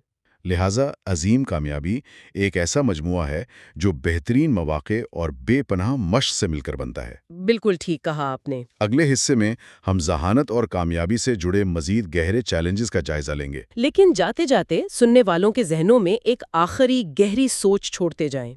जी, वो क्या? जरा तसव्वुर करें कि अगर मुआशरे में मसनूई उसूलों और रुकावटों को हटा दिया जाए, जैसे ये महीनों की बुनियाद पर बने कट ऑफ डेट्स खत्म कर दिए जाएं, और हर बच्चे को उसका अपना हैमबर्ग या अपना कंप्यूटर टर्मिनल फराहम कर दिया जाए। बिल्कुल, तो हमारी दुनिया में कितने और बिल गेट्स, कितने और अजीम मूसीकार और खिलाड़ी उभर सकते हैं। वाकई, क्या हम अपनी लाइल्मी में रोजाना बेशुमार सलाहियतों को ज़ाया नहीं कर रहे? ये वाकई सोचने की बात है। जी बिल्कुल। हमारा हमेशा से यही मकसद रहा है कि तहकीकी किताबों और मज़ामीन का निचोड़ निकालकर सुनने वालों के सामने एक दिलचस्प और आसान अंदाज में पेश किया जाए, ताकि कम वक्त में गहरा इल्म हासिल हो सके। हाँ, और پچھلے حصوں میں ہم نے کچھ بہت دلچسپ حقائق پر بات کی تھی، جیسے ہم نے جانا تھا کہ میتھیو ایفیکٹ کے تحت کس طرح شروعاتی فوائد یعنی جو ارلی ایڈوانٹیجز ہوتے ہیں وہ وقت کے ساتھ مل کر ایک بہت بڑا فرق پیدا کرتے ہیں۔ بالکل، اور پھر ہم نے کسی بھی میدان میں مہارت حاصل کرنے کے لیے ان 10,000 گھنٹوں کی مسلسل مشق کے اہم کردار کو بھی سمجھا تھا۔ ان باتوں سے یہ تو واضح ہو گیا تھا کہ صرف پیدائشی ٹیلنٹ کافی نہیں ہوتا۔ صحیح بات ہے، لیکن آج کا جو مقصد ہے جہاں ہم لمٹس آف انٹیلیجنس یا ذہانت کی حد پر بات کر رہے ہیں، یہ میلکم گلیڈول کی کتاب آؤٹ لائرز کے تیسرے اور چوتھے چیپٹر پر مبنی ہے۔ آج ہم گلیڈول کی تحقیق کے ان حصوں پر گفتگو کر رہے ہیں جو ذہانت کے اس دھوکے کو پوری طرح بے نقاب کرتے ہیں۔ ٹھیک ہے، آئیے اس کی تہہ تک جاتے ہیں، کیونکہ آج کا تجزیہ واقعی حیران کن ہے۔ تو اس کو سمجھنے کے لیے ہم کرس لینگن کی کہانی سے شروعات کرتے ہیں۔ اس سے بہتر اور کوئی مثال نہیں ہو سکتی۔ کرس لینگن کی مثال واقعی دماغ گھما دینے والی ہے۔ دیکھیں، جب ہم 195 آئی کیو کی بات کرتے ہیں تو اس کا مطلب ہے کہ یہ شخص کروڑوں میں نہیں بلکہ شاید اربوں میں ایک ہے۔ واقعی، یعنی اس لیول کی ذہانت۔ ہاں بالکل، لنگن کی ذہانت کا عالم یہ تھا کہ انہوں نے صرف 6 مہینے کی عمر میں بولنا شروع کر دیا تھا، اور جب وہ 3 سال کے تھے تو ریڈیو پر کامکس سن کر انہوں نے خود ہی پڑھنا سیکھ لیا تھا۔ حیرت انگیز بات ہے۔ اور سنیے، بچپن میں ہی پرنسپیا میتھمیٹکا جیسی مشکل ترین کتاب انہوں نے پڑھ ڈالی تھی۔ انہوں نے ایک مشہور ٹی وی شو پر آ کر، جس کا نام 1 ورسز 100 تھا، اپنے علمی جلوے سے سب کو دنگ کر دیا تھا۔ وہ کسی بھی فورن لینگویج کا ٹیسٹ بنا پڑھے ہی پاس کر لیتے تھے۔ لیکن اس سب کے باوجود جب ہم ان کی عملی زندگی پر نظر ڈالتے ہیں تو تصویر بالکل مختلف نظر آتی ہے۔ میں پڑھ رہی تھی کہ انہوں نے اپنی عام زندگی میں باؤنسرز کا کام کیا، کنسٹرکشن میں مزدوری کی۔ ہاں، اور وہ ساری عمر ایک نہایت پیچیدہ نظریت پر کام کرتے رہے جسے وہ CTMU کہتے تھے، یعنی cognitive theoretic model of the universe. صحیح، ان کا دعویٰ تھا کہ یہ تھیری کائنات کے راز کھول سکتی ہے، لیکن ان کی یہ تحقیق کبھی کسی اعلیٰ تحقیقی جرنل میں شائع ہی نہ ہو سکی۔ یہ سچ میں دل توڑنے والی بات ہے۔ ایک دماغ جو صدیوں میں ایک بار پیدا ہوتا ہے، وہ ایک بار میں نشے میں دھت لوگوں کو باہر نکالنے کا کام کر رہا ہے۔ یہی وہ حقیقت ہے جسے ایک بہت بڑی تحقیق نے بالکل ٹھوس انداز میں ثابت کیا ہے۔ یہاں سب سے حیران کن بات لوئس ٹرمن نام کے ایک بہت مشہور ماہر نفسیات کی تحقیق سے سامنے آتی ہے۔ یہ وہی ٹرمن ہے جنہوں نے IQ ٹیسٹ بنایا تھا؟ بالکل صحیح پہچانا آپ نے۔ یہ وہی شخص ہیں جنہوں نے اصل میں اسٹینڈرڈ IQ ٹیسٹ بنایا تھا، جسے ہم اسٹینفورڈ بینیٹ ٹیسٹ کہتے ہیں۔ ٹرمن کا پختہ یقین تھا کہ اعلیٰ ترین ذہانت والے لوگ ہی دنیا کے عظیم لیڈر اور سائنسدان بنتے ہیں۔ تو انہوں نے اس کو ثابت کرنے کے لیے کوئی ٹیسٹ کیا؟ ہاں، اس بات کو ثابت کرنے کے لیے انہوں نے 1920 کی دہائی میں ایک تاریخی تجربہ شروع کیا۔ انہوں نے پورے کیلیفورنیا کے اسکولوں میں ٹیسٹ لیے اور 140 سے زیادہ IQ والے تقریباً 1470 بچوں کو منتخب کیا۔ 1470 بچے، یہ تو ایک بہت بڑا سیمپل سائز ہے۔ بالکل، ان بچوں کو ٹرمائٹس کہا جاتا تھا، اور ٹرمن کو ان ٹرمائٹ سے بہت امیدیں تھیں۔ ان کا خیال تھا کہ یہ بچے بڑے ہو کر دنیا فتح کر لیں گے۔ ظاہر ہے، جب آپ سب سے زیادہ ذہین بچے چن لیں گے تو یہی امید ہوگی۔ لیکن دیکھیں، ٹرمن نے ان بچوں کی پوری زندگی کا گہرا مطالعہ کیا۔ وہ ہر سال ان کی کارکردگی، ان کے کیریئر، یہاں تک کہ ان کی شادیوں اور صحت کا ریکارڈ بھی رکھتے تھے۔ لیکن جب یہ بچے بڑے ہوئے تو نتیجہ کیا نکلا؟ کیا نکلا نتیجہ؟ ان میں سے کسی ایک نے بھی نوبل انعام نہیں جیتا۔ ہاں، کچھ لوگ ضرور عملی طور پر کامیاب ہوئے، کچھ اچھے وکیل یا ڈاکٹر بنے، لیکن وہ تو کسی بھی عام کالج کے بچوں میں سے بن ہی جاتے ہیں۔ زیادہ تر عام سی نوکریاں کر رہے تھے، اور ایک بڑی تعداد ایسی تھی جو بالکل ناکام ہو گئی تھی۔ یہ تو ٹرمن کی پوری زندگی کی تحقیق پر پانی پھیرنے والی بات تھی۔ انہیں کتنی مایوسی ہوئی ہوگی۔ اور اس میں سب سے بڑا مذاق تو یہ تھا کہ جن بچوں کو ٹرمن نے IQ تھوڑا کم ہونے کی وجہ سے اپنے گروپ سے نکال دیا تھا، یعنی جنہیں انہوں نے اس قابل نہیں سمجھا تھا کہ ان پر تحقیق کی جائے، انہی بچوں میں سے 2 نے آگے چل کر فزکس میں نوبل انعام جیت لیا۔ کیا واقعی؟ ان بچوں نے جنہیں انہوں نے ریجیکٹ کر دیا تھا؟ ہاں، ان کے نام ولیم شاکلے اور لوئس ایلورز تھے۔ آخرکار ٹرمن کو اپنی زندگی کے آخری حصے میں یہ تسلیم کرنا پڑا کہ اعلیٰ ترین ذہانت عظیم کامیابی کی ضمانت نہیں ہے۔ ذہانت اور عملی کامیابی کے درمیان کوئی سیدھا تعلق نہیں ہے۔ یہاں آ کر بات واقعی بہت دلچسپ ہو جاتی ہے۔ اگر آئی کیو ہی سب کچھ نہیں ہے تو پھر کیا ہے؟ اس پر ایک مثال میرے ذہن میں آتی ہے۔ جی بتائیے۔ میں سوچ رہی تھی کیا ہم ذہانت یعنی آئی کیو کو باسکٹ بال میں کھلاڑی کے قد یعنی اس کی ہائٹ کی طرح نہیں دیکھ سکتے؟ دیکھیں، باسکٹ بال کھیلنے کے لیے لمبا ہونا ضروری ہے۔ ایک کھلاڑی کا کم از کم 6 فٹ لمبا ہونا لازمی ہے اگر اسے پروفیشنل لیول پر کھیلنا ہے۔ صحیح بات ہے۔ لیکن اگر ایک کھلاڑی 6 فٹ 8 انچ کا ہے تو کیا وہ لازمی طور پر 6 فٹ 6 انچ کے کھلاڑی سے بہتر ہوگا؟ مائیکل جارڈن کی ہائٹ 6 فٹ 6 انچ تھی، جو کہ کئی کھلاڑیوں سے کم ہے، لیکن وہ باسکٹ بال کی تاریخ کا سب سے بہترین کھلاڑی مانا جاتا ہے۔ کیا ذہنت کی بھی کوئی ایسی ہی حد ہے؟ یہ بہت ہی عمدہ مثال دی آپ نے۔ باسکٹ بال میں ایک خاص قد تک پہنچنے کے بعد مزید فٹ آپ کو اتنا فائدہ نہیں دیتے جتنا آپ کی پھرتی، آپ کی سپیڈ اور آپ کا ٹیم کے ساتھ کھیلنے کا فن دیتا ہے۔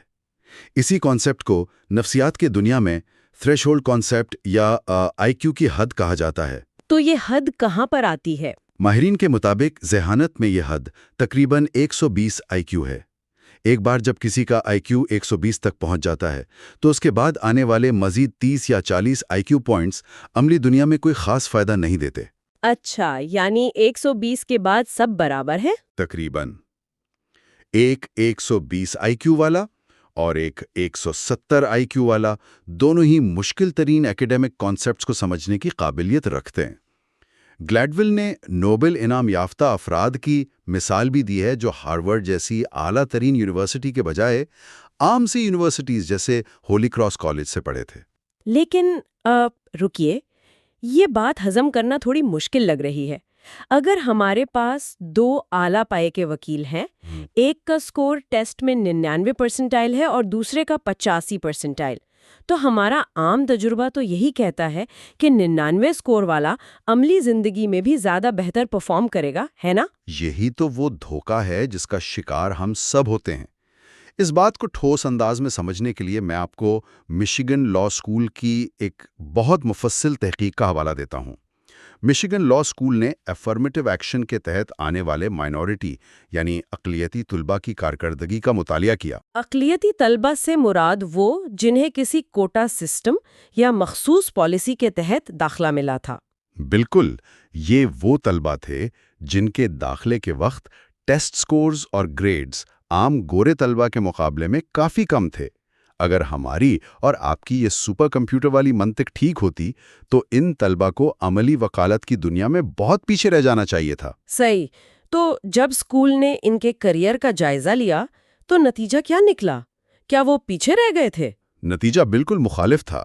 انہوں نے دیکھا کہ عملی زندگی میں کامیابی کے جتنے بھی پیمانے ہو سکتے ہیں، جیسے کتنی آمدنی ہے، کتنے بڑے کیسز لڑے، سوسائٹی میں کیا مقام بنایا، کتنے لوگ فرم کے پارٹنر بنے، ان سب پر اقلیتی طلباء اور اعلیٰ سکورز والے گورے طلباء کی کامیابی بالکل برابر تھی۔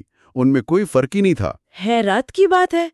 اس کا مطلب ہے کہ ان مائنورٹی طلباء نے انٹری ٹیسٹ میں کم سکورز لینے کے باوجود وکالت کی اس حد یعنی تھریش ہولڈ کو پار کر لیا تھا۔ صحیح کہا آپ نے۔ وہ لاء سمجھنے کے لیے کافی ذہین تھے۔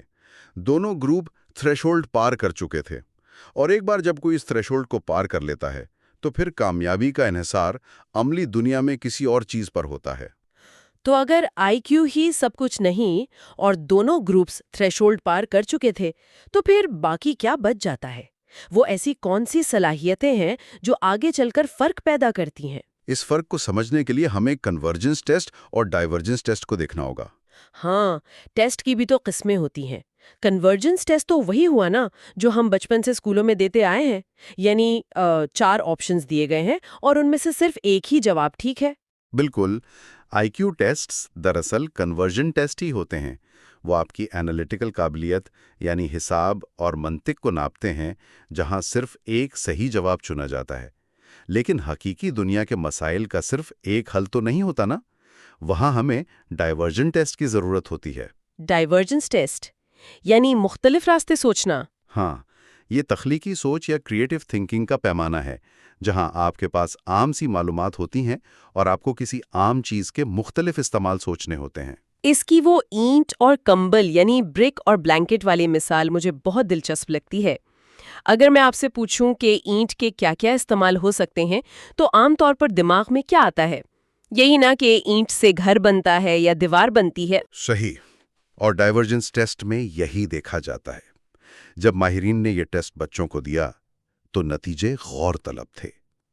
ایک بچہ جس کا آئی کیو بہت اعلیٰ تھا، جب اس سے اینٹ کے استعمال پوچھے گئے تو اس نے بالکل سیدھا اور بے جان جواب دیا، عمارت بنانے میں اور پھینکنے میں۔ بس اس کی سوچ وہاں آ کر رک گئی۔ ہاں، اسے بس یہی دو عام سے استعمال نظر آئے۔ لیکن اس کے مقابلے میں ایک اور بچہ جس کا آئی کیو آرڈنری تھا، یعنی وہ تھریشولڈ پر تو تھا لیکن کوئی جینیس نہیں تھا، اس کی تخلیقی سوچ دیکھیں۔ اس نے کہا، دکان کا شیشہ توڑنے میں، کسی عمارت کو سہارا دینے میں۔ زبردست۔ اور کمبل کے بارے میں اس نے کہا کہ آگ بجھانے میں، پہاڑوں پر ٹینٹ بنانے میں، جلی ہوئی عمارتوں سے چھلانگ لگانے والوں کو بچانے میں۔ آپ دیکھیں کہ اس آرڈنری آئی کیو والے بچے کی سوچ کتنی وسیع، مزاحیہ اور مختلف ہے۔ واقعی وہ چیزوں کو نئے زاویے سے دیکھ رہا ہے۔ یہی تخلیقی اور مختلف سوچ عظیم کامیابی کے لیے ضروری ہے۔ اعلیٰ آئی کیو آپ کو صرف کتابوں اور طے شدہ قانون تک محدود رکھ سکتا ہے۔ ٹھیک ہے، اب اس تجزیے کا رخ واپس اپنے سپر جینیس کرس لینگن پر لاتے ہیں۔ اگر لینگن اتنا ذہین تھا، جس کے پاس 195 آئی کیو تھا، تو وہ عملی دنیا میں مار کیوں کھا گیا؟ اس کی وجہ بہت عجیب ہے۔ ہاں، اس کی کہانی میں ایک مقام آتا ہے جب اس کی کالج کی اسکالرشپ صرف اس لیے ختم ہو جاتی ہے کیونکہ اس کی والدہ نے فنانشل ایڈ کے فارم پر ٹھیک وقت پر دستخط نہیں کیے تھے۔ اور پھر جب لینگن اپنے پروفیسر کے پاس جاتا ہے تاکہ اپنی کلاس کا وقت صبح سے دوپہر میں تبدیل کروا سکے تو وہ اپنے پروفیسر کو راضی ہی نہیں کر پاتا۔ بالکل، اور پھر وہ چھڑ جاتا ہے اور آخرکار کالج ہی چھوڑ دیتا ہے۔ یہ عجیب نہیں ہے، ایک 195 آئی کیو والا شخص اپنے پروفیسر کو ایک معمولی سی کلاس ٹائمنگ تبدیل کرنے کی ریکویسٹ پر قائل نہیں کر سکا؟ اگر ہم اس سے بڑی تصویر سے جوڑیں تو یہ بالکل عجیب نہیں ہے۔ اس کو سمجھنے کے لیے ہمیں ایک اور مشہور کردار کی زندگی سے اس کا موازنہ کرنا ہوگا، اور وہ ہیں رابرٹ اوپنہائمر۔ ہاں، مینہٹن پروجیکٹ والے۔ جی ہاں، اوپنہائمر وہ مشہور سائنسدان تھے جنہوں نے پہلا ایٹم بم بنانے والے منصوبے کی قیادت کی تھی۔ ان کا دماغ بھی بالکل کرس لینگن جیسا ہی تیز تھا۔ بچپن سے ہی وہ ایک جینیس مانے جاتے تھے، لیکن ان کی دنیا سے نپٹنے کی صلاحیت لینگن سے زمین آسمان کا فرق رکھتی تھی۔ اوپنہائمر کی کہانی تو واقعی کسی تھرلر مووی جیسی ہے۔ میں سننے والوں کو بتاتی چلوں کہ جب وہ کیمبرج یونیورسٹی میں تھے تو انہیں اپنے ٹیوٹر کا پڑھانے کا انداز پسند نہیں آیا، تو اس جینیس شخص نے کیا کیا؟ انہوں نے اپنے ٹیوٹر کے ایپل میں زہر ڈال کر اسے مارنے کی کوشش کی۔ یہ کوئی چھوٹی موٹی غلطی تو نہیں تھی، یہ سیدھا سیدھا مرڈر کی کوشش تھی۔ بالکل، اس پر تو اس وقت کے قانون کے مطابق انہیں عمر قید ہونی چاہیے تھی اور ان کا کریئر وہیں ختم ہو جانا چاہیے تھا۔ لیکن ایسا کچھ نہیں ہوا۔ جب اوپنہائمر کو پکڑا گیا تو انہوں نے یونیورسٹی کے انتظامیہ اور اساتذہ کے ساتھ اتنی مہارت سے بات کی، ایسے دلائل دیے اور اپنے آپ کو ایسے پیش کیا کہ انہوں نے خود کو سزائے موت یا جیل سے بچا لیا۔ حیرت ہوتی ہے یہ سوچ کر کہ مرڈر کی کوشش کے بعد بھی وہ بچ نکلے۔ ہاں، انہیں صرف پروبیشن پہ چھوڑ دیا گیا۔ انہوں نے اپنی باتوں اور سمجھی مہارتوں سے سسٹم کو اپنے حساب سے مینیپولیٹ کر لیا۔ اور صرف یہی نہیں، ایٹم بم والے منصوبے کے دوران ان کا کوئی خاص تجربہ بھی نہیں تھا۔ انہوں نے کبھی کسی بڑے پروجیکٹ کو مینیج نہیں کیا تھا۔ تو انہیں اتنا بڑا منصوبہ ملا کیسے؟ جب اس پروجیکٹ کے in charge army general Leslie Groves ان کا انٹرویو لینے آئے تو اوپنہائمر نے اس جنرل کو اپنی باتوں سے ایسا قائل کیا کہ انہوں نے سب تجربہ کار لوگوں کو پیچھے چھوڑ کر یہ تاریخی پروجیکٹ حاصل کر لیا۔ حالانکہ اس وقت اوپنہائمر کی سیاست کو لے کر بھی مسائل تھے، لیکن پھر بھی وہ جنرل کو راضی کرنے میں کامیاب رہے۔ اسے ہی ہم پریکٹیکل انٹیلیجنس یا عملی ذہانت کہتے ہیں۔ یہ کتابی ذہانت سے بالکل مختلف ہے۔ تو عملی ذہانت اصل میں کیا ہے؟ اس کا مقصد کیا ہے؟ عمل ذہانت یہ جاننا ہے کہ کس سے کیا کہنا ہے، کب کہنا ہے اور کس انداز میں کہنا ہے تاکہ اپنا مقصد حاصل کیا جا سکے۔ نیپولین لینگن کے میں اینالیٹیکل ذہانت تھی، مگر عملی ذہانت بالکل نہیں تھی، جبکہ اوپنہائمر کے پاس دونوں تھیں۔ اس سے ایک اہم سوال پیدا ہوتا ہے، اگر عملی ذہانت اتنی ضروری ہے تو یہ آتی کہاں سے ہے؟ کیا یہ پیدائشی ہوتی ہے یا اوپن ہائمر کو کسی میں باقاعدہ یہ سکھایا تھا؟ یہ بہت ہی پوائنٹ کا سوال ہے۔ اس کا جواب ہمیں سوشیولوجسٹ انید لیرو کی تحقیق پیش کرتی ہے، جس میں انہوں نے امیر اور غریب طبقے کے بچوں کی پرورش کا مطالعہ کیا۔ انہوں نے دیکھا کہ مختلف طبقے کے والدین اپنے بچوں کی تربیت کیسے کرتے ہیں۔ اور انہیں کیا فرق نظر آیا؟ لیرو نے دیکھا کہ امیر اور درمیانے طبقے کے والدین جس طریقے پر عمل کرتے ہیں اسے کنسرٹڈ کلٹیویشن یا منصوبہ بند تربیت کہا جاتا ہے۔ وہ اپنے بچوں سے بحث کرتے ہیں، انہیں بڑوں سے سوال کرنا سکھاتے ہیں۔ ہاں، اس کی مثال وہ ایلیکس ولیمز نام کا ایک امیر بچہ تھا۔ لیرو نے دیکھا کہ جب وہ اپنی ماں کے ساتھ ڈاکٹر کے پاس جا رہا تھا تو راستے میں گاڑی میں ماں نے اسے سکھایا کہ ڈاکٹر سے سوال کیسے کرنے ہیں۔ صحیح کہہ رہی ہیں آپ۔ اور پھر جب کلینک میں ڈاکٹر کہتا ہے کہ تمہاری عمر 10 سال کے حساب سے ہائٹ اچھی ہے، تو وہ 9 سال کا ایلیکس پورے اعتماد کے ساتھ ڈاکٹر کی بات کاٹ کر کہتا ہے میں 10 سال کا نہیں ہوں۔ یہ واقعی حیران کن ہے کہ ایک چھوٹا بچہ ایک ڈاکٹر جیسی اتھارٹی کے سامنے اپنے حق میں کھڑا ہو رہا ہے۔ دوسری طرف لیراؤ نے غریب طبقے کے لوگوں کو دیکھا جو اکمپلشمنٹ آف نیچرل گروتھ یعنی فطری نشوونما پر یقین رکھتے ہیں۔ اس کی مثال انہوں نے کیٹی برنڈل نام کی ایک غریب بچی سے دی، جہاں بچے اتھارٹی یعنی اساتذہ یا ڈاکٹرز کے سامنے خاموش اور دبے ہوئے رہتے ہیں۔ ہاں، وہ اتھارٹی کے سامنے نظر جھکا لیتے ہیں۔ تو اس سب کا مطلب کیا ہے؟ اس کا صاف مطلب یہ ہے کہ ایلیکس ولیمز کو یہ مہارت آسمان سے نہیں ملی تھی، اس کے والدین نے اسے یہ حق جتانا اور ماحول کو اپنے حق میں استعمال کرنا سکھایا تھا۔ یہی وجہ تھی کہ امیر گھرانے کا اوپن ہائمر ہر مشکل سے نکل گیا اور غریب گھرانے کا لینگن فارم اور اسکالرشپ جیسے چھوٹے مسائل میں ہار گیا۔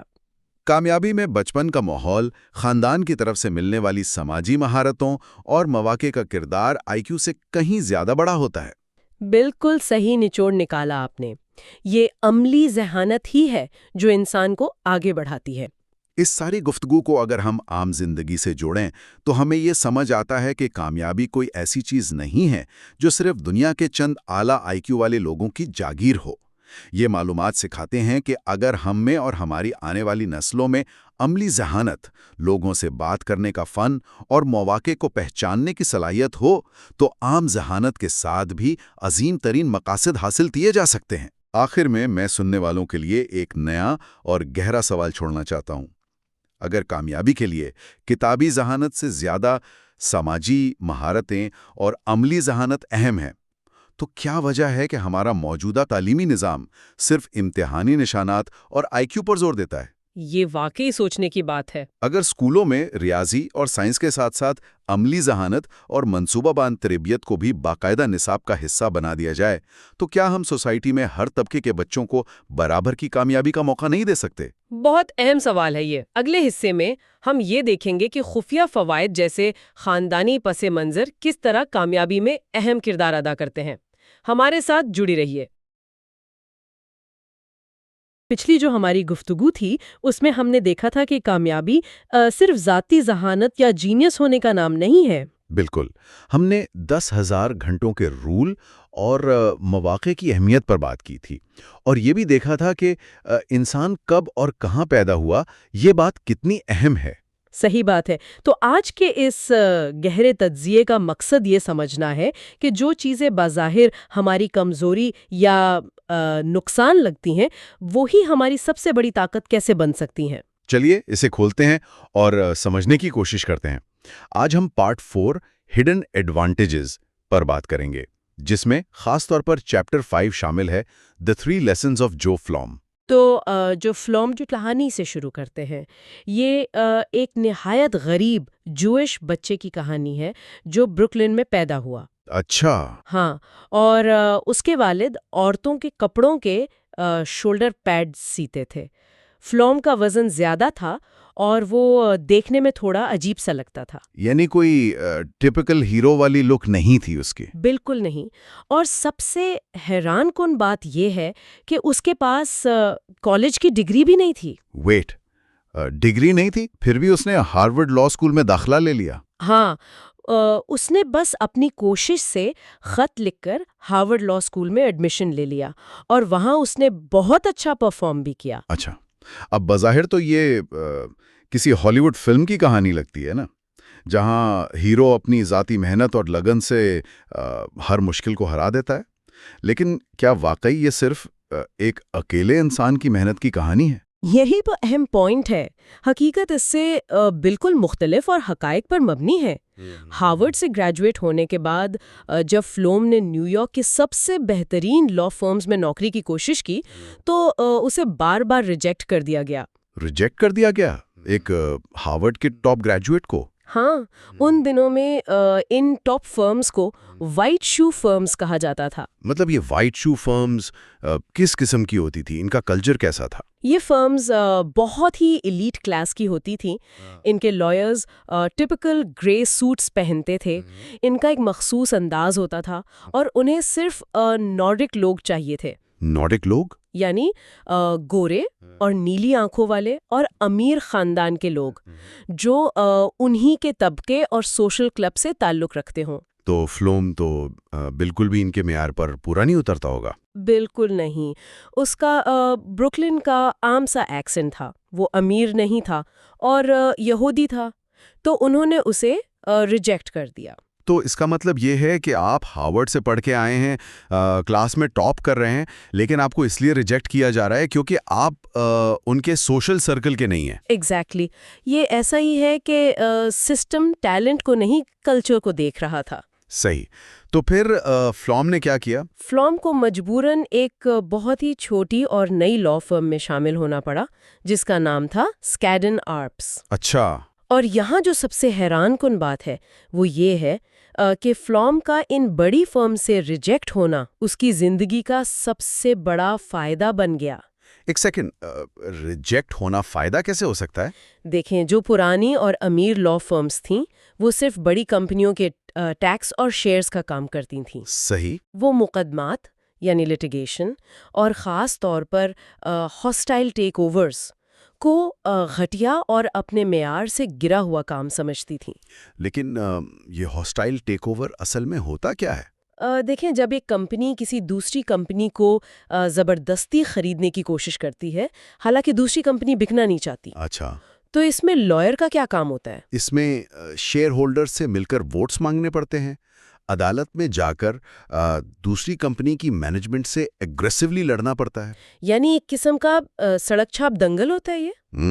کارپوریٹ لیول کا۔ ہاں، اور اعلیٰ طبقے کے لائرز اسے سنیک پٹ یعنی سانپوں کا گھڑا کہتے تھے۔ ان کے خیال میں کارپوریٹ لائرز آپس میں اس طرح نہیں لڑتے۔ صحیح۔ تو چونکہ فلوم کو ان امیر فرمز نے نکال دیا تھا تو اس کی چھوٹی فرم کے پاس یہی برا اور گھٹیا کام آتا ہوگا۔ اوورز کا کام کرتا رہا۔ ارے واہ!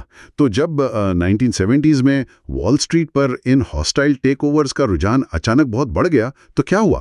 تو اچانک سب کو ایسے لائرز کی ضرورت پڑی جو اس فیلڈ میں ماہر ہوں، اور اس وقت تک جو فلوم پچھلے 20 سال سے یہی کام کر رہا تھا۔ کیا بات ہے! مطلب اس نے اپنے 10,000 گھنٹے پورے کر لیے تھے۔ ایگزیکٹلی۔ جو چیز شروع میں اس کا بیک گراؤنڈ اور اس کا نقصان تھی، وہی اچانک اس کا سب سے بڑا ہتھیار بن گئی۔ بڑی فرمز کو مجبوراً مدد کے لیے اس کے پاس آنا پڑا۔ یہ سچ میں حیران کر دینے والی کہانی ہے، لیکن یہاں میرے دماغ میں ایک سوال اٹھ رہا ہے۔ جو فلوم نے 20 سال محنت کی، یہ بات ٹھیک ہے، لیکن اگر 1970s میں یہ ہاسٹائل ٹیک اوورز کا ٹرینڈ آتا ہی نہ تو وہ ساری زندگی وہی چھوٹے موٹے کیسز ہی کرتا رہتا۔ اس کا مطلب ہے کہ اس کی لگن اپنی جگہ، لیکن مارکیٹ کی ٹائمنگ کا اس کے وقت کے ساتھ میچ ہو جانا سب سے بڑا فیکٹر تھا۔ آپ نے بالکل صحیح نس پکڑی ہے، اور یہی ہماری ڈسکشن کا اگلا اہم حصہ ہے۔ کامیابی میں وقت یعنی ٹائمنگ اور ڈیموگرافکس کا کردار۔ صحیح۔ اسے سمجھنے کے لیے ہم 2 لائرز کی مثال دیکھتے ہیں، مورس جینکلو اور مورٹ جینکلو۔ ہاں، ان کی کہانی بہت انٹرسٹنگ ہے۔ مورس جو باپ تھا وہ 1900 کے آس پاس پیدا ہوا تھا۔ اس نے لا پڑھا تھا، لیکن جب اس کا کیریئر پیک پر آنے والا تھا تو ٹھیک اسی وقت 1930 کا گریٹ ڈپریشن آ گیا۔ ہاں، اور اس معاشی بحران کی وجہ سے وہ ساری زندگی بس $25 کے چھوٹے چھوٹے سول کیسز ہی کرتا رہا. اس کا ٹیلنٹ حالات کی نظر ہو گیا. لیکن اس کے برعکس اس کا بیٹا مورٹ جنکلو 1930 میں پیدا ہوا.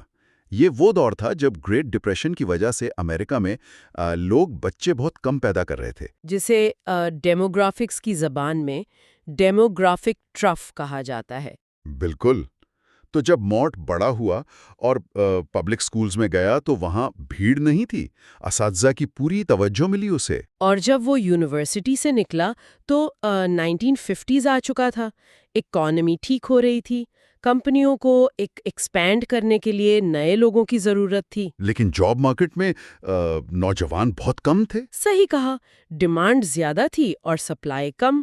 مورٹ نے ان مواقع کا پورا فائدہ اٹھایا اور اپنا سکسیسفل بزنس بنایا. یہاں آ کے بات واقعی بہت دلچسپ ہو جاتی ہے. ایک اور شخص تھا ٹیڈ فریڈمن. وہ فری میں سٹی کالج گیا اور آرام سے اعلیٰ تنخواہ والی فیکٹری جابز حاصل کر لی اس نے تاکہ یونیورسٹی کی فیس دے سکے. اور یہ صرف اس لیے ممکن ہوا کیونکہ مارکیٹ میں لوگوں کی اتنی شدید کمی تھی کہ فیکٹری والے لوگوں کی منتیں کر رہے تھے. ارے واہ. اور مزے کی بات یہ ہے کہ جو فلام بھی ٹھیک 1930 کے شروع میں پیدا ہوا تھا. یہ اس کی خوش قسمتی اور اس کی بیسٹ ٹائمنگ تھی. لیکن دیکھیں، ٹائمنگ، پیدائش کا سال کامیابی کی کوئی گارنٹی نہیں ہے. یہ ایک ملٹی پلائر ہے. ملٹی پلائر، اسے تھوڑا ایکسپلین کریں. یعنی آپ کی محنت اور ٹیلنٹ بیسک ریکوائرمنٹس ہیں، لیکن ٹائمنگ اس محنت کو ملٹیپلائی کر دیتی ہے. اگر جو فلام 10 سال پہلے پیدا ہوتا تو وہ مورس کی طرح ڈپریشن کا شکار ہو جاتا. صحیح ہے. ٹھیک ہے، اب مجھے یہ پوری پکچر سمجھ آ رہی ہے. تو فلام کو ریجیکشن سے فائدہ ہوا اور اس کی ٹائمنگ ٹھیک تھی، لیکن آخر اس کے اندر ان سانپوں کے گڑھے میں روزانہ لڑنے کا جذبہ کہاں سے آیا؟ ہسٹری اور والدین کے پیشے کا کیا کردار ہے؟ اگر ہم اسے بڑے تناظر میں دیکھیں تو یہاں گارمنٹ انڈسٹری یعنی کپڑے کی صنعت کا ذکر آتا ہے. اور یہاں ایک بہت اہم کانسیپٹ ہے با مقصد کام کا، انگلش میں جسے میننگ فل ورک کہتے ہیں. بالکل. اسے سمجھنے کے لیے لوئس اور رجینا بورگنائٹ کی مثال دیکھتے ہیں. یہ نہایت غریب امیگرنٹ تھے جنہوں نے سڑک پر بچوں کے 40 ایپرنز بیچنے سے شروعات کی تھی. رائٹ. ایک چھوٹے سے سٹال سے اپنی جمع پونجی لگا کر، اور اس مشکل کام میں 3 اہم چیزیں تھیں جو اسے میننگ فل بناتی تھیں. پہلی تھی خود مختاری یعنی آٹونومی. یعنی وہ اپنے باس خود تھے، انہیں پتا تھا کہ ان کا ہر قدم ان کے اپنے ہاتھ میں ہے. دوسری چیز تھی پیچیدگی یعنی کمپلیکسٹی.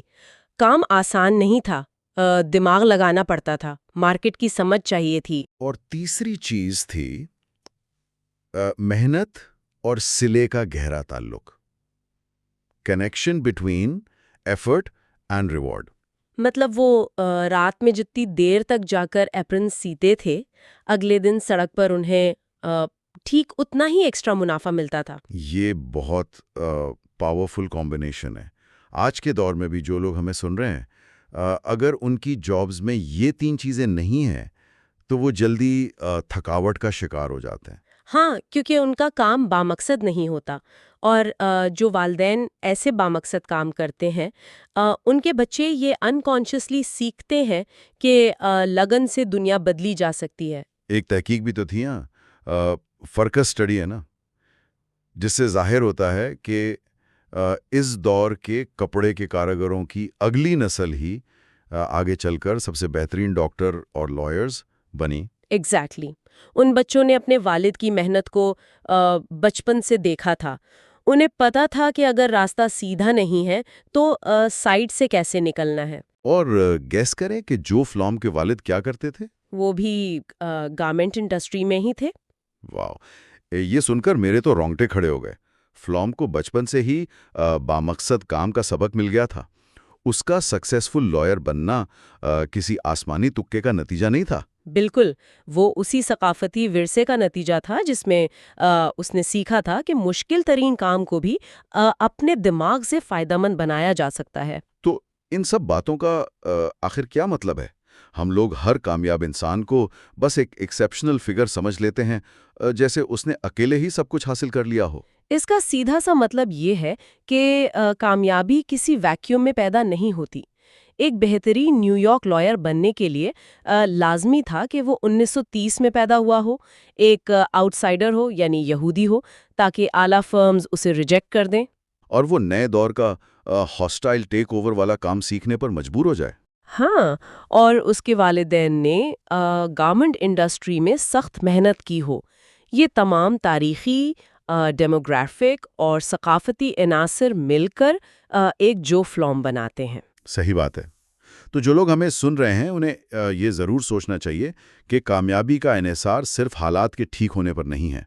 اکثر سماج میں موجود مشکل حالات اور ہمارا نقصان دہ پس منظر آگے چل کر ہماری بنیادی طاقت بن سکتے ہیں۔ بالکل، جو کل کا سب سے گھٹیا کام لگتا تھا وہ آج کا سب سے منافع بخش پیشہ بن گیا۔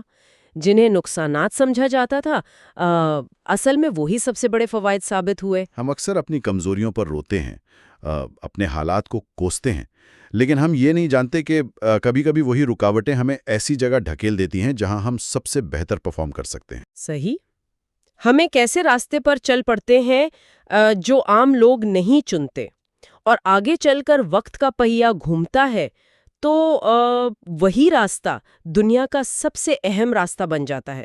آخر میں ایک سوچنے کی بات یہ ہے کہ ہمارے آج کے معاشرے میں وہ کون سی باتیں ہیں جنہیں ہم سب سے بڑی رکاوٹ یا کمزوری سمجھتے ہیں، مگر اصل میں وہ آنے والی صدی کے سب سے قیمتی ہنر کی تیاری کا میدان ہیں۔ بہت گہرا سوال ہے یہ۔ شاید جن تکلیفوں اور جن سنیک پٹ سے ہم آج بھاگ رہے ہیں، کل وہی ہماری کامیابی کا سب سے بڑا راز ہو۔ اگلے حصے میں ہم یہ جاننے کی کوشش کریں گے کہ ثقافت اور روایت کس طرح کامیابی کو شکل دیتی ہیں۔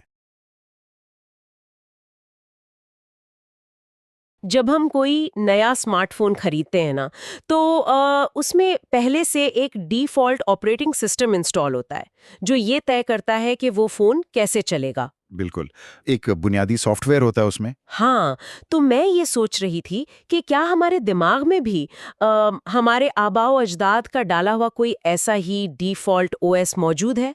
یہ بہت زبردست کمپیریزن ہے، یعنی ایک ایسی پروگرامنگ جو صدیوں پہلے سیٹ ہوئی تھی۔ ایگزیکٹلی، ایک ایسی پروگرامنگ جو صدیوں پہلے کسی مختلف ماحول میں بنی تھی، لیکن آج بھی ہمارے رویوں، ہمارے غصے اور یہاں تک کہ ہوا میں ہزاروں فٹ بلند جہازوں کے کریش ہونے کی وجہ بن رہی ہے۔ صحیح، اور آج کے اس گہرائی مطالعے میں ہم اسی چیز کو کھولنے والے ہیں۔ ہاں، کیونکہ پچھلی مرتبہ ہم نے اس بات کو سمجھا تھا کہ کامیابی صرف ذاتی ذہانت یا محنت کا نتیجہ نہیں ہوتی، اس میں مواقع اور وقت کا بہت بڑا ہاتھ ہوتا ہے۔ اور آج کا جو ہمارا فوکس ہے وہ ہے حصہ 5، جسے ہم ثقافت اور ورثہ کہہ سکتے ہیں۔ رائٹ، آج ہم یہ دیکھیں گے کہ ہمارا ثقافتی پس منظر کس طرح ہمارے فیصلوں پر اثر انداز ہوتا ہے۔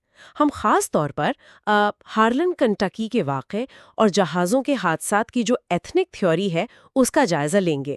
تو چلیے دیکھتے ہیں کہ یہ ثقافتی او ایس آخر کام کیسے کرتا ہے۔ ضرور، تو اسے سمجھنے کے لیے ہمیں تھوڑا پیچھے جانا پڑے گا تاریخ میں۔ ہاں، 19 سینچری کے امریکہ کی طرف چلتے ہیں۔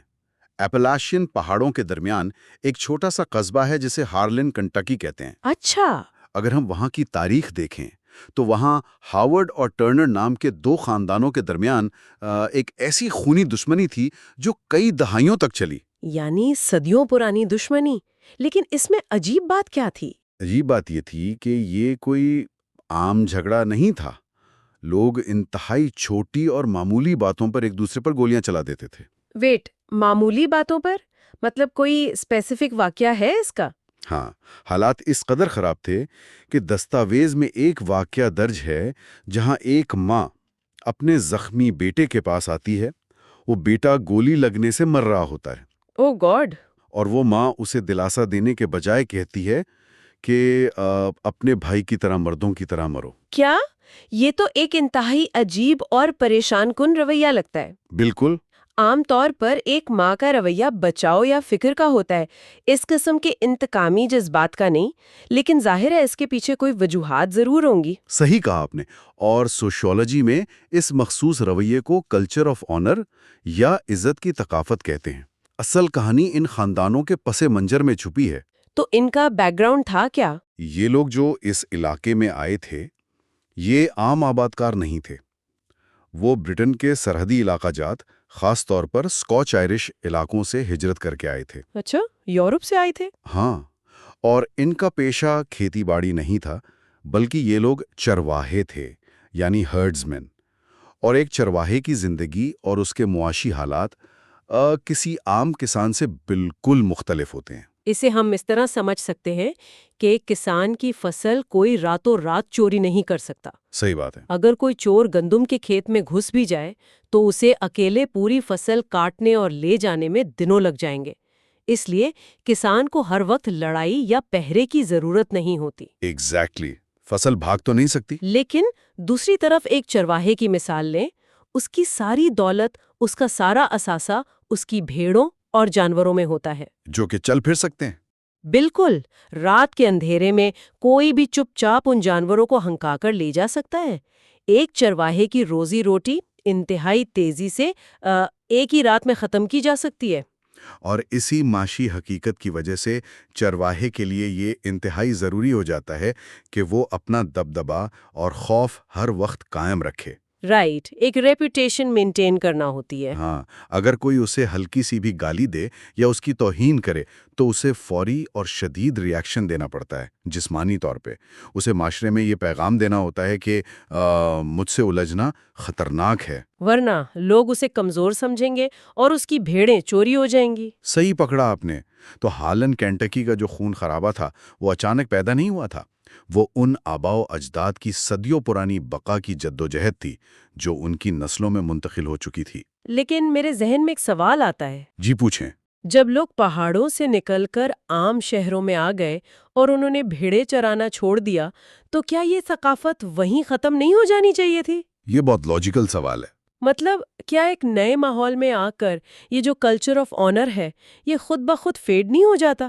یہی تو اس آج کی ڈسکشن کا سب سے دلچسپ حصہ ہے۔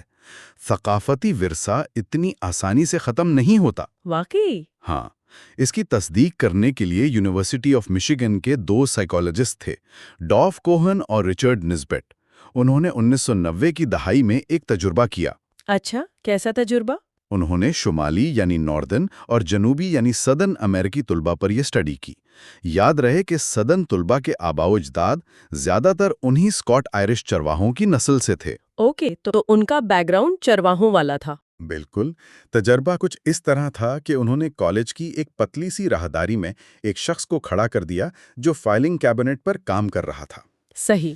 جب کوئی اسٹوڈنٹ وہاں سے گزرتا تو اسے راستہ بنانے کے لیے اس شخص کو تھوڑا سا پیچھے ہٹنا پڑتا، لیکن جب وہ اسٹوڈنٹ واپس آتا تو وہ شخص جان بوجھ کر اسے ٹکر مارتا اور پھر اسے ایک سخت گالی دیتا۔ او واو، کالج میں ایسا کرنا تو سیدھا سیدھا جھگڑا شروع کروانا ہے۔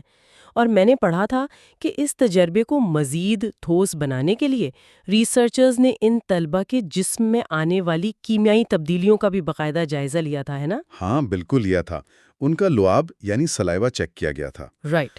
انہوں نے ٹکر لگنے سے پہلے اور بعد میں دونوں وقت ان طلبہ کے سلائیوا کے سیمپلز لیے تاکہ ان کے ہارمونز چیک کیے جا سکیں، اور جو ریزلٹس آئے وہ حیران کن تھے۔ آپ کیا کہتی ہیں اس بارے میں؟ ناردن طلبہ نے کیسا ری ایکٹ کیا؟ جب نوجوان طلبہ کو ٹکر لگی اور گالی پڑی تو انہوں نے اس واقعے کو بالکل ہنسی مذاق میں اڑا دیا۔ ان کے ہارمونز میں کوئی خاص تبدیلی نہیں آئی، وہ بس مسکرائے اور آگے بڑھ گئے۔ بالکل نارمل ری ایکشن۔ لیکن سدن طلبہ کا ری ایکشن اس کے بالکل برعکس تھا۔ ان کے سلائیوا ٹیسٹ نے دکھایا کہ ان کے جسم میں کورٹیسول، جو کہ سٹریس ہارمون ہے، اور ٹیسٹوسٹیرون، جو کہ اگریشن یا غصے کا ہارمون ہے، اس کا لیول اچانک اور تیزی سے بڑھ گیا۔ یعنی فزیکل ری ایکشن آیا ان کی باڈی میں۔ ایگزیکٹلی۔ ان کے چہرے سرخ ہو گئے، اور جب ٹکر کے بعد انہیں ایک اور پتلی راہداری سے گزرنا پڑا جہاں ایک اور لڑکا ان کی طرف آ رہا تھا، تو ناردن طلبہ تو سائڈ پر ہو گئے، لیکن سدن طلبہ اپنی جگہ پر ڈٹے رہے۔ انہوں نے اپنا راستہ نہیں چھوڑا۔ نہیں چھوڑا۔ وہ لڑنے پر آمادہ تھے۔ جبکہ یہ صدن طلبہ بالکل امیر، پڑھے لکھے اور اپر مڈل کلاس گھرانوں سے تھے۔ صحیح بات ہے۔ ان کا کسی پہاڑ پر جانور چرانے سے کوئی تعلق نہیں تھا، پھر بھی خطرے یا توہین کا احساس ہوتے ہی ان کا دماغ فوراً اس ڈیفالٹ او ایس پر چلا گیا جو ان کی ثقافت نے سکھایا تھا۔ صدیوں پرانی ثقافت آج بھی ان کے کردار میں پوری طرح ایکٹیو تھی۔ تو ہم نے دیکھا کہ سٹریس یا خطرے کے وقت ہمارا ذہن فوراً اس آبا و اجداد کے بنائے ہوئے رویوں پر چلا جاتا ہے۔ کالج کی اس راہداری میں سٹریس تھا تو لڑکے لڑنے پر آ گئے۔ بالکل۔ لیکن کیا ہوگا اگر یہ سٹریس کسی ایسی جگہ آئے جہاں آپ لڑائی نہیں کر سکتے، جہاں آپ کا ثقافتی او ایس آپ کو چپ رہنے پر مجبور کر دے؟ یہ ایک بہت اہم نقطہ ہے۔ ایک ایسی جگہ جہاں چپ رہنے کی قیمت ہوا میں ہزاروں فٹ کی بلندی پر تباہی ہو، میرا مطلب ہے ہوا بازی کی دنیا میں۔ یہ ایک بہترین مقام ہے اس مطالعے کے اگلے حصے کی طرف بڑھنے کا۔ ایویشن انڈسٹری میں انہی انسانی رویوں کو ہیومن فیکٹرز کہا جاتا ہے۔ رائٹ؟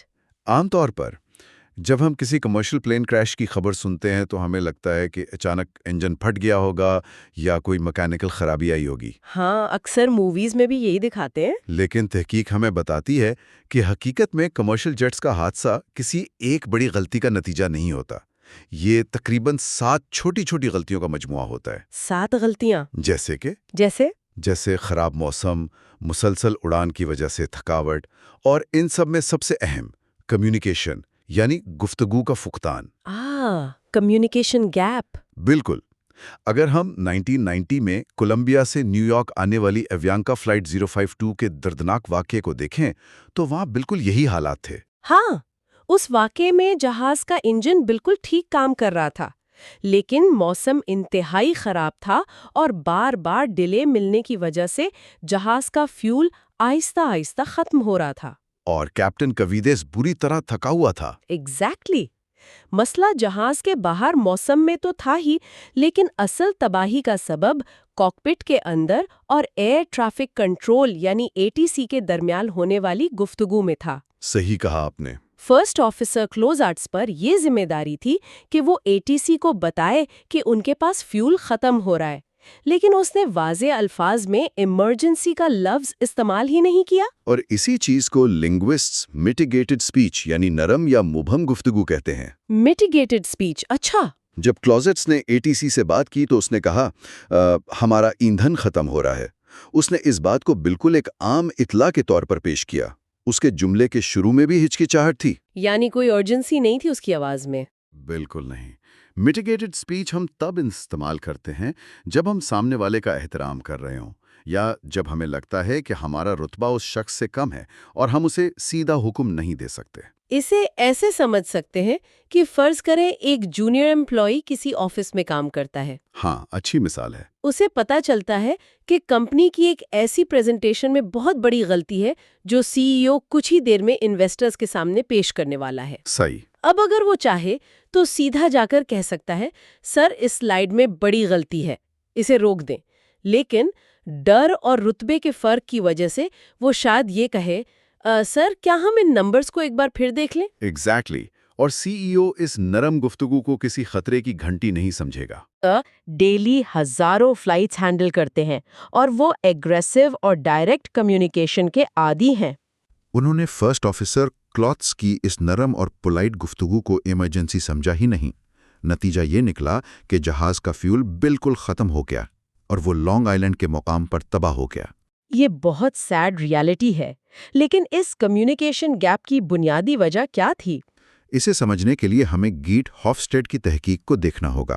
ہافسٹیڈ ایک ڈچ سائیکالوجسٹ تھے جنہوں نے 1960 اور 70 کی دہائی میں IBM کمپنی کے ہزاروں ملازمین کا دنیا بھر میں سروے کیا تھا۔ اچھا، ان کا مقصد کیا تھا سروے کا؟ ان کا مقصد یہ دیکھنا تھا کہ مختلف ممالک میں لوگ اپنے باس یا اتھارٹی سے کس طرح پیش آتے ہیں۔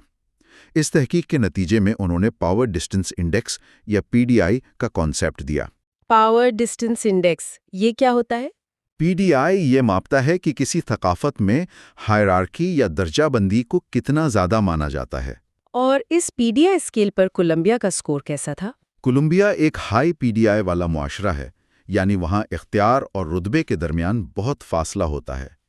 ایک ماتحت اپنے باس یا کسی اتھارٹی فگر کو سیدھے الفاظ میں حکم یا ہدایت نہیں دے سکتا۔ اچھا، اور امریکہ؟ اس کے برعکس امریکہ ایک لو پی ڈی آئی معاشرہ ہے، جہاں اگر کسی جونیئر کو لگتا ہے کہ باس غلطی کر رہا ہے تو وہ اس سے ٹوکنے سے زیادہ نہیں گھبراتا۔ تو یعنی یہ دو مختلف کلچرز کا ٹکراؤ تھا؟ بالکل۔ فرسٹ آفیسر کلاٹز کولمبین کلچر کی پیدائش تھا۔ اس کے ذہن کا ڈیفالٹ او ایس اسے یہ سکھا رہا تھا کہ نیو یارک کا کنٹرولر ایک اتھارٹی فگر ہے، اور اس سے روڈلی یا براہ راست بات کرنا سخت بے ادبی ہے۔ صحیح کہا۔ اپنی اور مسافروں کی جان خطرے میں ہونے کے باوجود وہ اس ثقافتی دباؤ سے باہر نہیں نکل سکا۔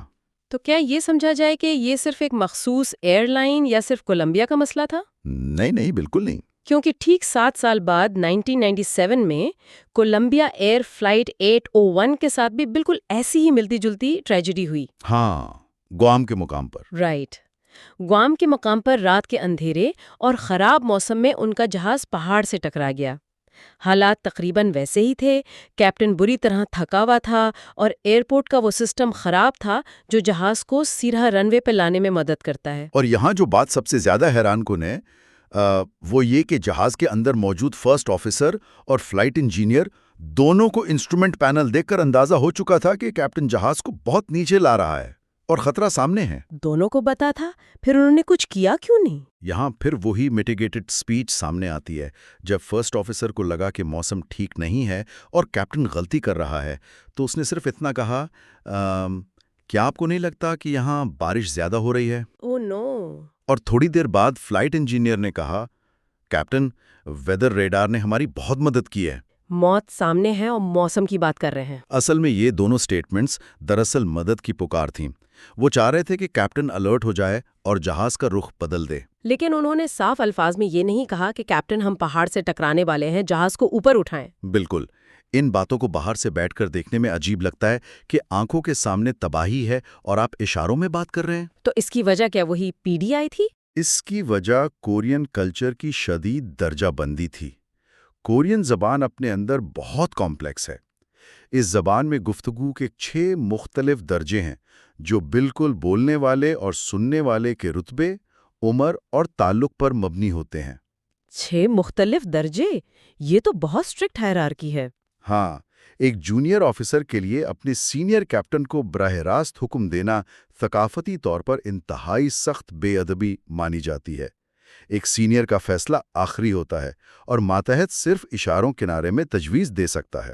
اس ہائرارکیکل ثقافت نے کاکپٹ میں ایک ایسی فضا قائم کر دی جہاں سینئر کو کریکٹ کرنے سے بہتر تباہی کو قبول کرنا سمجھا گیا۔ بالکل صحیح کہا آپ نے۔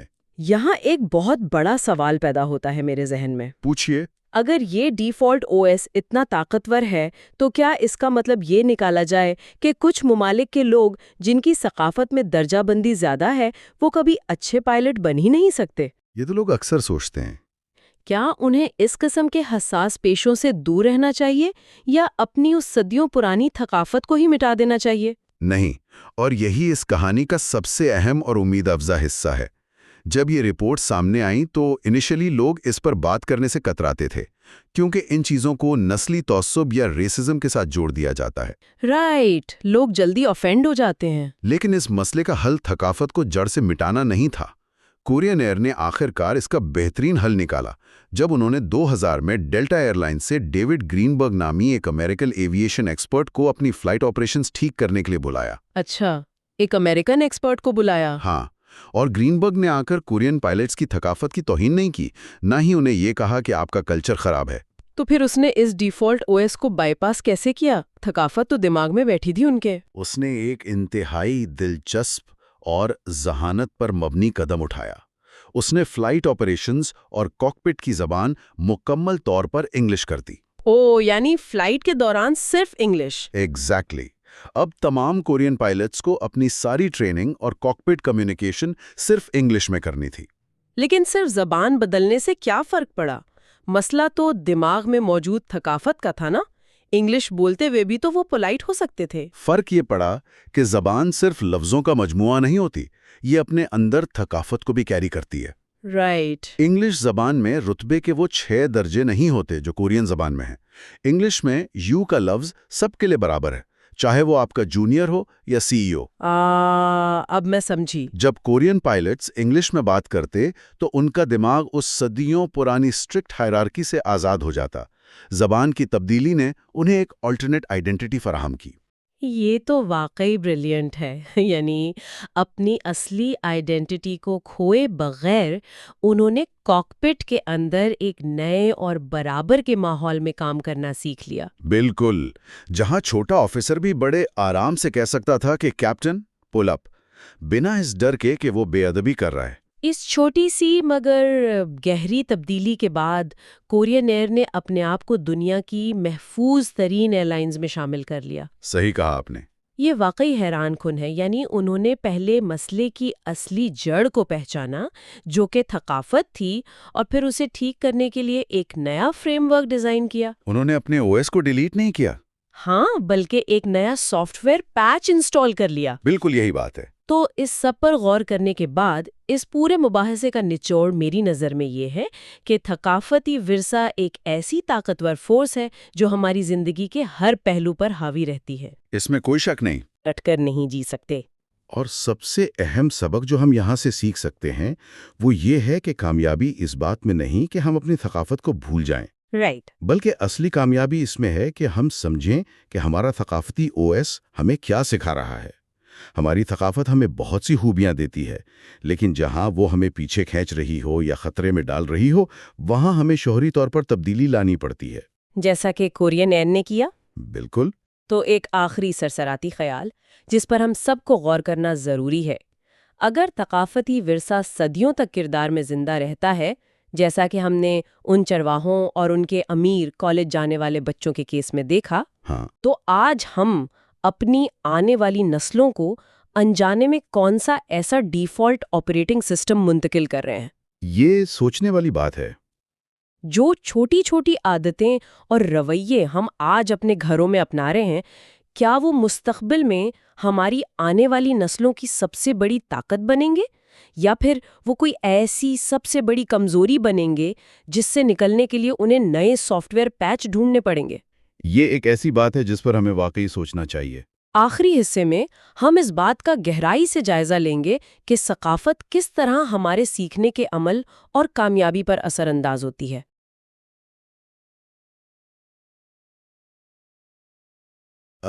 بالکل، اور بایو پلس کے اس گہرے تجزیے میں ایک بار پھر خوش آمدید۔ آج ہم اپنے اس لمبے سفر کے آخری حصے میں داخل ہو رہے ہیں۔ بالکل، اور یہ سفر واقعی بہت زبردست رہا ہے۔ ہاں، اصل میں جب ہم کسی کی بہت بڑی کامیابی دیکھتے ہیں نا، تو ہمارا دماغ ایک ایکس رے مشین کی طرح کام کرتا ہے۔ مطلب ہم سوچتے ہیں کہ بس اس شخص کی ذہانت یا اس کے IQ میں کوئی ایسی چیز مل جائے جو اس کی کامیابی کی اکیلے وجہ ہو۔ ہاں، ہم سب ایسی ہی شرطیاں وجہ ڈھونڈتے ہیں۔ بالکل، لیکن پچھلے 5 حصوں میں ہم نے یہی تو جانا ہے کہ ایسا نہیں ہوتا۔ یعنی کامیابی صرف اور صرف ایک انسان کی ذاتی قابلیت نہیں ہوتی۔ یاد ہے ہم نے وہ کینیڈا کے ہاکی پلیئرز والی بات کی تھی؟ ہاں، وہ جن کی پیدائش جنوری یا شروع کے مہینوں میں ہوتی ہے اور انہیں اس عمر کے کٹ آف کی وجہ سے فزیکی فائدہ ملتا ہے۔ صحیح۔ اور اس کے بعد ہم نے بیٹلز اور بل گیٹس پر بھی بات کی۔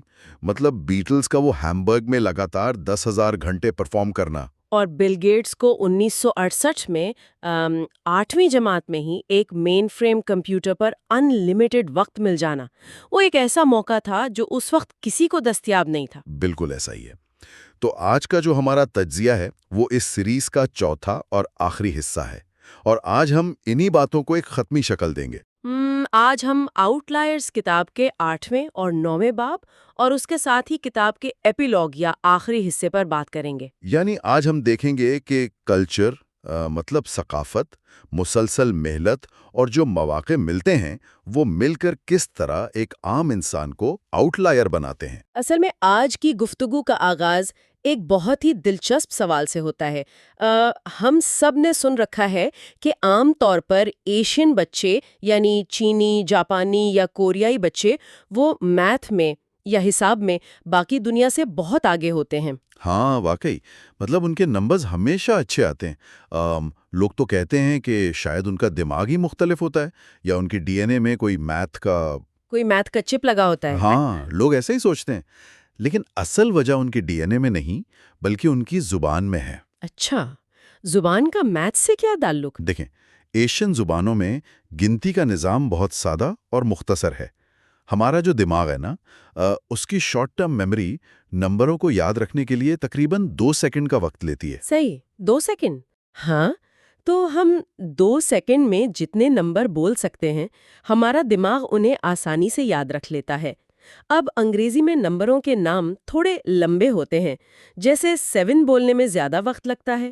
جبکہ چینی زبان میں یہ چھوٹا ہوتا ہوگا۔ بالکل، چینی میں 4 کو سی اور 7 کو کی کہا جاتا ہے، یعنی آواز بہت چھوٹی ہے، اس لیے ایک چینی بچہ 4 سال کی عمر میں 40 تک گنتی آسانی سے کر لیتا ہے۔ واقعی؟ اور ایک عام امریکی بچہ وہاں تک کب پہنچتا ہے؟ وہ اسی عمر میں مشکل سے 15 تک پہنچتا ہے، اور بات صرف چھوٹے لفظوں کی نہیں ہے، لاجک کی بھی ہے۔ لاجک؟ مطلب گنتی میں لاجک کیسے؟ جیسے انگریزی میں 11 کو 11 اور 12 کو 12 کہتے ہیں۔ ان لفظوں کا 10 کے ساتھ کوئی تعلق نظر نہیں آتا، لیکن چینی یا کوریائی زبان میں 11 کو 10-1 اور 12 کو 10-2 کہا جاتا ہے۔ یعنی 30 کو وہ 3-10 کہتے ہوں گے۔ بالکل ایسا ہی ہے، یہ سیدھی سادی لاجک ہے۔ اور جب یہ بچے فریکشنز یعنی کسر سیکھتے ہیں تو انگریزی میں کہا جاتا ہے 3/5۔ ہاں، جو بچوں کے لیے سمجھنا تھوڑا عجیب ہوتا ہے۔ جبکہ چینی میں اسی بات کو بولنے کا طریقہ ہے جس کا ترجمہ بنتا ہے 5 حصوں میں سے 3۔ کیا بات ہے! یہ تو زبان میں ہی ایک بلٹ ان کیلکولیٹر موجود ہے۔ بالکل، زبان خود بچے کو میتھ کا کانسیپٹ سکھا رہی ہوتی ہے۔ لیکن یہاں مجھے ایک بات سوچنے پر مجبور کر رہی ہے۔ فرض کریں میرے پاس بہت اچھا کیلکولیٹر آ گیا ہے، تو اس کا مطلب یہ تو نہیں نا کہ میں خود بخود محنتی بھی ہو جاؤں گا؟ ہاں، صرف آسان زبان کافی نہیں ہے۔ جی، میتھ میں کامیابی کے لیے ڈٹے رہنا بھی تو ضروری ہے۔ تو کیا کوئی اور چیز بھی ہے جو انہیں اتنا محنتی بناتی ہے؟ یہاں ذکر آتا ہے چاول کے کھیتوں کا، یعنی رائس پیڈیز کا۔ ان کی جو کلچر ہے نا، وہ چاول کی کاشتکاری سے جڑی ہے۔ چاول کے کھیت؟ مطلب کھیتی باڑی کا اس سے کیا تعلق؟ دیکھیں، چاول کا کھیت کسی ہوٹل کے کمرے جتنا چھوٹا ہوتا ہے، لیکن اس پر سال میں 3000 گھنٹے کی انتہائی مشکل اور پیچیدہ محنت لگتی ہے۔ 3000 گھنٹے؟ یہ تو کسی فل ٹائم جاب سے بھی زیادہ ہے۔ بالکل، اور یہ کوئی عام کھیتی باڑی نہیں ہے جہاں آپ نے بیج پھینک دیا اور بارش کا انتظار کیا۔ یہاں پانی کی سطح کو ملی میٹر کے حساب سے ٹھیک رکھنا پڑتا ہے، مٹی کو سیٹ کرنا پڑتا ہے۔ یعنی محنت اور نتیجے کا سیدھا سیدھا تعلق ہے۔ ہاں، جتنی زیادہ اور عقل مندی سے محنت ہوگی، فصل اتنی ہی اچھی ہوگی۔ اس پر ایک پرانی ایشین کہاوت بھی ہے کہ جو شخص سال میں 360 دن صبح صادقے سے پہلے اٹھ جائے تو وہ اپنے خاندان کو امیر بنا لیتا ہوگا۔ بالکل، وہ اپنے خاندان کو ضرور امیر بنا دیتا ہے۔ اچھا، اگر اس کا موازنہ مغربی کسانوں سے کریں تو وہاں تو ایسا نہیں تھا۔ نہیں، مغربی کسان جو گندم اگاتے تھے وہ سردیوں میں لمبے عرصے تک آرام کرتے تھے۔ یا پھر اگر ہم افریقہ کے کرونگ قبیلے کی بات کریں تو وہ لوگ صرف مونگو نٹ سے اکٹھے کرتے تھے۔ ہاں، ان میں اس طرح لگاتار تھکا دینے والی محنت کا رواج نہیں تھا۔ لیکن اس کھیت کی ثقافت کا میتھ سے کیا واسطہ؟ اسے سمجھنے کے لیے رینے کی مثال دیکھتے ہیں۔ رینے ایک عام سی عورت تھی جسے میتھ کا ایک پیچیدہ سوال دیا گیا، ایک ورٹیکل لائن کا سلوپ نکالنا تھا کمپیوٹر پر۔ اچھا، پھر کیا ہوا؟ وہ سوال حل نہیں ہو رہا تھا، لیکن رینے نے ہار نہیں مانی۔ وہ لگاتار 20 منٹ تک وہاں بیٹھی الگ الگ طریقے آزماتی رہی۔ 20 منٹ؟ عام طور پر تو بچے شاید 30 سیکنڈ میں ہی کہہ دیتے ہیں کہ یہ مجھے نہیں آتا۔ بالکل، اور سب سے حیران کن بات تب سامنے آئی جب ٹمس ٹیسٹ کے نتیجے دیکھے گئے۔ یہ جو انٹرنیشنل میتھ اور سائنس کا ٹیسٹ ہوتا ہے؟ جی ہاں، اس ٹیسٹ سے پہلے بچوں کو ایک بہت ہی لمبا اور بورنگ فارم بھرنا ہوتا ہے جس میں ان کے پاس منظر کے حوالے سے 122 سوالات ہوتے ہیں۔ اوہو، فارم بھرنا تو ویسے ہی بہت تھکا دینے والا کام ہے۔ زیادہ تر بچے تو جلدی جلدی ٹک لگا کے جان چھڑاتے ہوں گے۔ ہاں، لیکن جن بچوں نے اس لمبے فارم کو سب سے زیادہ دیر تک اور صبر سے بھرا، انہی کے میتھس میں سب سے زیادہ نمبرز آئے۔ کیا بات کر رہی ہیں؟ یعنی صبر کا میتھ سے سیدھا تعلق نکلا؟ بالکل۔ اور پتہ ہے وہ بچے کن ممالک کے تھے؟ Singapore, south Korea, Taiwan, Hong Kong اور جاپان۔ ارے واہ، یہ تو وہی ممالک ہیں جہاں چاول اگائے جاتے ہیں۔ صحیح پکڑا آپ نے، وہی چاول کے کھیتوں والی ثقافت۔ یعنی میتھ کوئی جنم جات صلاحیت نہیں ہے، بلکہ یہ ہار نہ ماننے کا رویہ ہے، پرسسٹنس ہے۔ زبردست۔ لیکن اگر ہم اس محنت اور کوشش کے کانسیپٹ کو امریکہ کے عام سکولوں تک لے کر آئیں تو وہاں عام سکول فیل کیوں ہو رہے ہیں؟ یہ بڑا اہم مسئلہ ہے، اور اس کی وضاحت کارل الیگزینڈر نام کے ایک محقق کی اسٹڈی سے ہوتی ہے جو بالٹیمور میں کی گئی۔ مسئلہ اسکولوں کا نہیں ہے، بلکہ گرمیوں کی لمبی چھٹیوں کا ہے۔ گرمیوں کی چھٹیوں کا؟ وہ کیسے؟ دیکھیں، جب اسکول چل رہا ہوتا ہے نا، تو امیر اور غریب بچے ایک ہی رفتار سے سیکھتے ہیں۔ اچھا، یعنی سکھانے میں اسکول کوئی بھید بھاؤ نہیں کر رہا؟ بالکل نہیں، لیکن جب گرمیوں کی چھٹیاں آتی ہیں تو امیر بچے سمر کیمپس جاتے ہیں، میوزیمز جاتے ہیں، ان کے والدین انہیں مصروف رکھتے ہیں۔ اور جو غریب بچے ہوتے ہیں؟ وہ گھر پر رہتے ہیں، انہیں وہ ماحول نہیں ملتا۔ نتیجہ یہ نکلتا ہے کہ چھٹیوں میں امیر بچے آگے نکل جاتے ہیں، جبکہ غریب بچے جو تھوڑا بہت سیکھا ہوتا ہے وہ بھی بھول جاتے ہیں۔ یہ تو بالکل ایسا ہی ہے کہ کوئی 9 مہینے تک جم جائے، وہاں خوب محنت کرے، اور پھر 3 مہینے کی چھٹی کر کے سوچے کہ اس کی فٹنس اچانک کہاں چلی گئی۔ بالکل ٹھیک مثال دی آپ نے۔ تو اس گیپ کو، اس فرق کو ختم کرنے کے لیے ساؤتھ برانکس کے انتہائی غریب علاقے میں ایک کپ اکیڈمی شروع کی گئی۔ Cup academy? انہوں نے کیا مختلف کیا؟ انہوں نے وہی چاول کے کھیتوں والی ثقافت اسکول میں لاگو کر دی۔ اس اسکول میں 8ویں جماعت کی 84% بچے میتھ میں اپنے لیول سے بہتر پرفارم کرتے ہیں۔ 84% ایک غریب علاقے میں؟ انہوں نے ایسا کیا جادو کیا؟ جادو نہیں، محنت۔ انہوں نے اسکول کا وقت لمبا کر دیا، صبح 7:30 سے لے کر شام 5 بجے تک اسکول ہوتا ہے، اور گرمیوں کی چھٹیاں بہت ہی مختصر ہوتی ہیں۔ شام 5 بجے تک؟ یہاں مریٹا کی کہانی کا ذکر آتا ہے نا؟ ہاں، مریتا ایک 12 سال کی بچی ہے جو اسی کپ اکیڈمی میں پڑھتی ہے۔ وہ صبح 5:45 بجے اٹھتی ہے۔ باپ رے، 12 سال کی بچی! جی، اور شام 5 بجے تک اسکول میں رہتی ہے۔ اس کے بعد گھر آ کر رات 10:30 بجے تک صرف ہوم ورک کرتی ہے۔ یعنی اس کی تو اپنی کوئی زندگی نہیں بچی؟ اس نے خود بتایا کہ اس نے اپنے پرانے دوستوں کو چھوڑ دیا ہے کیونکہ اب اس کے پاس کھیلنے کا وقت ہی نہیں ہوتا۔ لیکن سوچئے ذرا، کیا ایک 12 سال کی بچی سے اتنی سخت محنت کروانا، کیا یہ زیادتی نہیں ہے؟ مطلب بچوں کو تو تھوڑا کھیلنا کودنا بھی چاہیے نا؟ یہی تو بات ہے، اسے کتاب میں مریٹا کا باگین یا سودا کہا گیا ہے۔ سودا؟ کیسا سودا؟ دیکھیں، اس نے ایک عام بچپن قربان کیا ہے تاکہ وہ اس غربت سے نکل کر اچھے کالج جا سکے۔ کپ اکیڈمی نے اسے وہ مواقع فراہم کیے جو امیر بچوں کو عام طور پر ان کے گھروں سے ملتے ہیں۔ صحیح، یعنی اسے وہ انوائرمنٹ ملا اور بدلے میں اس نے اپنا بچپن دے دیا۔ بالکل، اس نے محنت کی اور موقع کا پورا فائدہ اٹھایا۔ ہاں، ہم نے دیکھا کہ مریتا کو اس اسکول نے ایک موقع دیا، لیکن مواقع صرف کسی اسکول سے تھوڑی ملتے ہیں، کبھی کبھی تاریخ بھی تو موقع دیتی ہیں نا؟ جی بالکل، اور یہ کتاب کے آخری حصے یعنی ایپیلاگ کا موضوع ہے، جہاں مصنف میلکم گلیڈویل اپنی ہی خاندانی کہانی سناتے ہیں۔ ایک جمیکن کہانی؟ ٹھیک۔ جی، ان کی والدہ جوائس ایک انتہائی چھوٹے اور غریب جمیکن گاؤں سے نکل کر لنڈن کی یونیورسٹی تک پہنچیں۔ اب بظاہر لگتا ہے کہ یہ صرف ان کی ذاتی ذہانت تھی، لیکن ہمیں پتہ ہے کہ صرف ذہانت کافی نہیں ہوتی، ضرور کوئی واقعہ ہوا ہوگا۔ ہاں، 1937 میں WM میکملن نام کا ایک شخص وہاں آیا۔ اس نے حالات دیکھے اور پھر وہاں فسادات یا رائٹس شروع ہو گئے۔ اچھا، فسادات کا تعلیم سے کیا کنیکشن؟ انہی فسادات کی وجہ سے حکومت ڈر گئی۔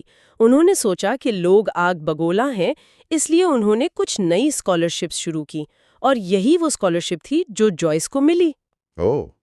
یعنی اگر وہ رائٹس نہ ہوتے تو اسکالرشپ نہ آتی اور وہ آگے پڑھ نہ پاتی۔ بالکل، لیکن صرف اسکالرشپ ہی مسئلہ نہیں تھا۔ یونیورسٹی کی آخری فیس کے لیے ان کی والدہ ڈیزی نیشن کے پاس پیسے نہیں تھے۔ پھر انہوں نے کیا کیا؟ انہوں نے مسٹر چانس نام کے ایک چینی دکاندار سے ادھار لیا۔ اگر وہ دکاندار ادھار نہ دیتا تو سارا سلسلہ وہیں رک جاتا۔ واقعی یہ چھوٹی چھوٹی چیزیں کیسے ہسٹری بدل دیتی ہیں۔ لیکن ایک بات یہاں بہت عجیب اور تھوڑی ڈارک بھی ہے۔ اگر ہم ان کے خاندان کی تاریخ تھوڑا اور پیچھے جا کر دیکھیں۔ آپ ولیم فورڈ کی بات کر رہے ہیں؟ ہاں، ان کے ایک گورے آبا و اجداد نے ایک افریقی غلام عورت کو خریدا تھا۔ جی، یہ واقعی تاریخ کا انتہائی تاریخ اور تکلیف دہ پہلو ہے، لیکن اس کتاب میں اسے ایک آبجیکٹو نقطہ نظر سے دیکھا گیا ہے۔ مطلب اگر ہم غور کریں، اس ظلم اور غلامی کے نتیجے میں ان کی آنے والی نسلوں کو ایک مخصوص اسٹیٹس مل گیا تھا۔ اس وقت کی سوسائٹی میں رنگت کی بنیاد پر درجے طے ہوتے تھے۔ بالکل، انہیں کلرڈ کلاس کا درجہ ملا اور 1726 میں کلرڈ لوگوں کو شہری حقوق مل گئے تھے۔ یعنی غلامی ختم ہونے سے پہلے ہی انہیں حقوق مل گئے تھے۔ جی، اور انہی حقوق کی وجہ سے جوائس کے آبا و اجداد کو وہ مواقع ملے، یعنی پڑھائی اور آگے بڑھنے کا موقع، جو عام غلام افریقیوں کو کبھی نہ مل سکا۔ یہ واقعی ایک پیچیدہ حقیقت ہے۔ یعنی کامیابی کی اس کہانی میں فسادات، ایک دکاندار کی سخاوت اور یہاں تک کہ تاریخ کا وہ تاریخ حصہ جس نے ثقافتی اور معاشرتی فائدے دیے، یہ سب شامل ہیں۔ بالکل ٹھیک کہا آپ نے۔ مصنف اس غلامی کو کسی طور پر ٹھیک نہیں کہہ رہا، بلکہ وہ یہ بتا رہا ہے کہ ہسٹری اور بیک گراؤنڈ کس طرح لوگوں کو آؤٹ لائرز بناتے ہیں۔ صحیح۔ تو اگر ہم اس پوری کتاب کو سمیٹیں تو خلاصہ یہ نکلتا ہے کہ آؤٹ لائر یعنی وہ لوگ جو بہت آگے نکل جاتے ہیں، وہ کبھی کسی خلا میں یا اکیلے پروان نہیں چڑھتے۔ ہاں، چاہے وہ کینیڈا کے ہاکی پلیئرز ہوں، یا بیٹلز کا وقت ہو، بل گیٹس ہو، یا ماریتا کی انتہائی سخت محنت، یہ سب مواقع اور محنت کا کمبینیشن ہے۔ اور وہ وکیل جو فلوم یاد ہے، جسے گارمنٹ انڈسٹری اور وقت کی مناسبت یعنی ڈیموگرافک ٹرف کا فائدہ ملا تھا، وہ سب بھی اسی کی ایک مثال ہے۔ بالکل۔ اسے ہم اس طرح دیکھ سکتے ہیں جیسے جنگل میں ایک سب سے لمبا اوک ٹری ہوتا ہے، اوک کا درخت۔ اچھا، کیسا؟ مطلب وہ اوک کا درخت صرف اس لیے لمبا نہیں ہوتا کہ اس کا بیج بہت مضبوط تھا، بلکہ اس لیے کیونکہ اسے سب سے زیادہ دھوپ ملی ہوگی۔ جی ہاں، اور اسے اچھی مٹی ملی، اور کسی جانور نے اس کی کونپل نہیں کھائی، اور کسی لکڑہارے نے اسے وقت سے پہلے کاٹا نہیں۔ بہت ہی خوبصورت مثال ہے یہ، واقعی پورا ماحول مل کر اسے لمبا کرتا ہے۔ تو اس ساری ڈسکشن کے بعد ایک آخری سوچ جو دلوں کو جھنجھوڑ دیتی ہے۔ اگر ہم یہ مان لیں کہ کامیابی کسی اکیلے انسان کا معجزہ نہیں ہے، یہ وقت، کلچر اور مواقع کا نتیجہ ہے۔ تو اس سے ہمارا سوچنے کا پورا نظریہ بدل جانا چاہیے۔ بالکل۔ سوچئے ذرا، اگر ہماری سوسائٹی میں ہر بچے کو، چاہے اس کی مالی حیثیت کچھ بھی ہو، مریٹا جیسی سہولیت اور بل گیٹس جیسے مواقع مل جائیں، تو یہ دنیا کتنی مختلف ہوگی۔ ہاں، نہ جانے کتنے اور جینیس پیدا ہو سکتے ہیں جو اس وقت صرف سہولیت اور دھوپ نہ ملنے کی وجہ سے، یعنی غربت کے اندھیرے میں پیچھے رہ جاتے ہیں۔ واقعی یہ ایک انتہائی طاقتور پیغام ہے۔ اگر مواقع سب کے لیے ہوں تو دنیا کتنی بہتر ہو سکتی ہے۔ اور اگر ہمارے سننے والوں کو اس تحقیقی سفر سے قیمتی معلومات ملی ہیں تو بائیو پلس کو ضرور سبسکرائب کریں۔ جی، تاکہ سائنس اور نالج کی دنیا سے ایسی ہی طاقتور بصیرت کے لیے آپ سب ہمارے ساتھ جڑے رہیں۔ بالکل۔ آج کی اس لمبی لیکن دلچسپ گفتگو میں ساتھ دینے کا شکریہ۔ اگلے گہرے تجزیے میں پھر ملاقات ہوگی۔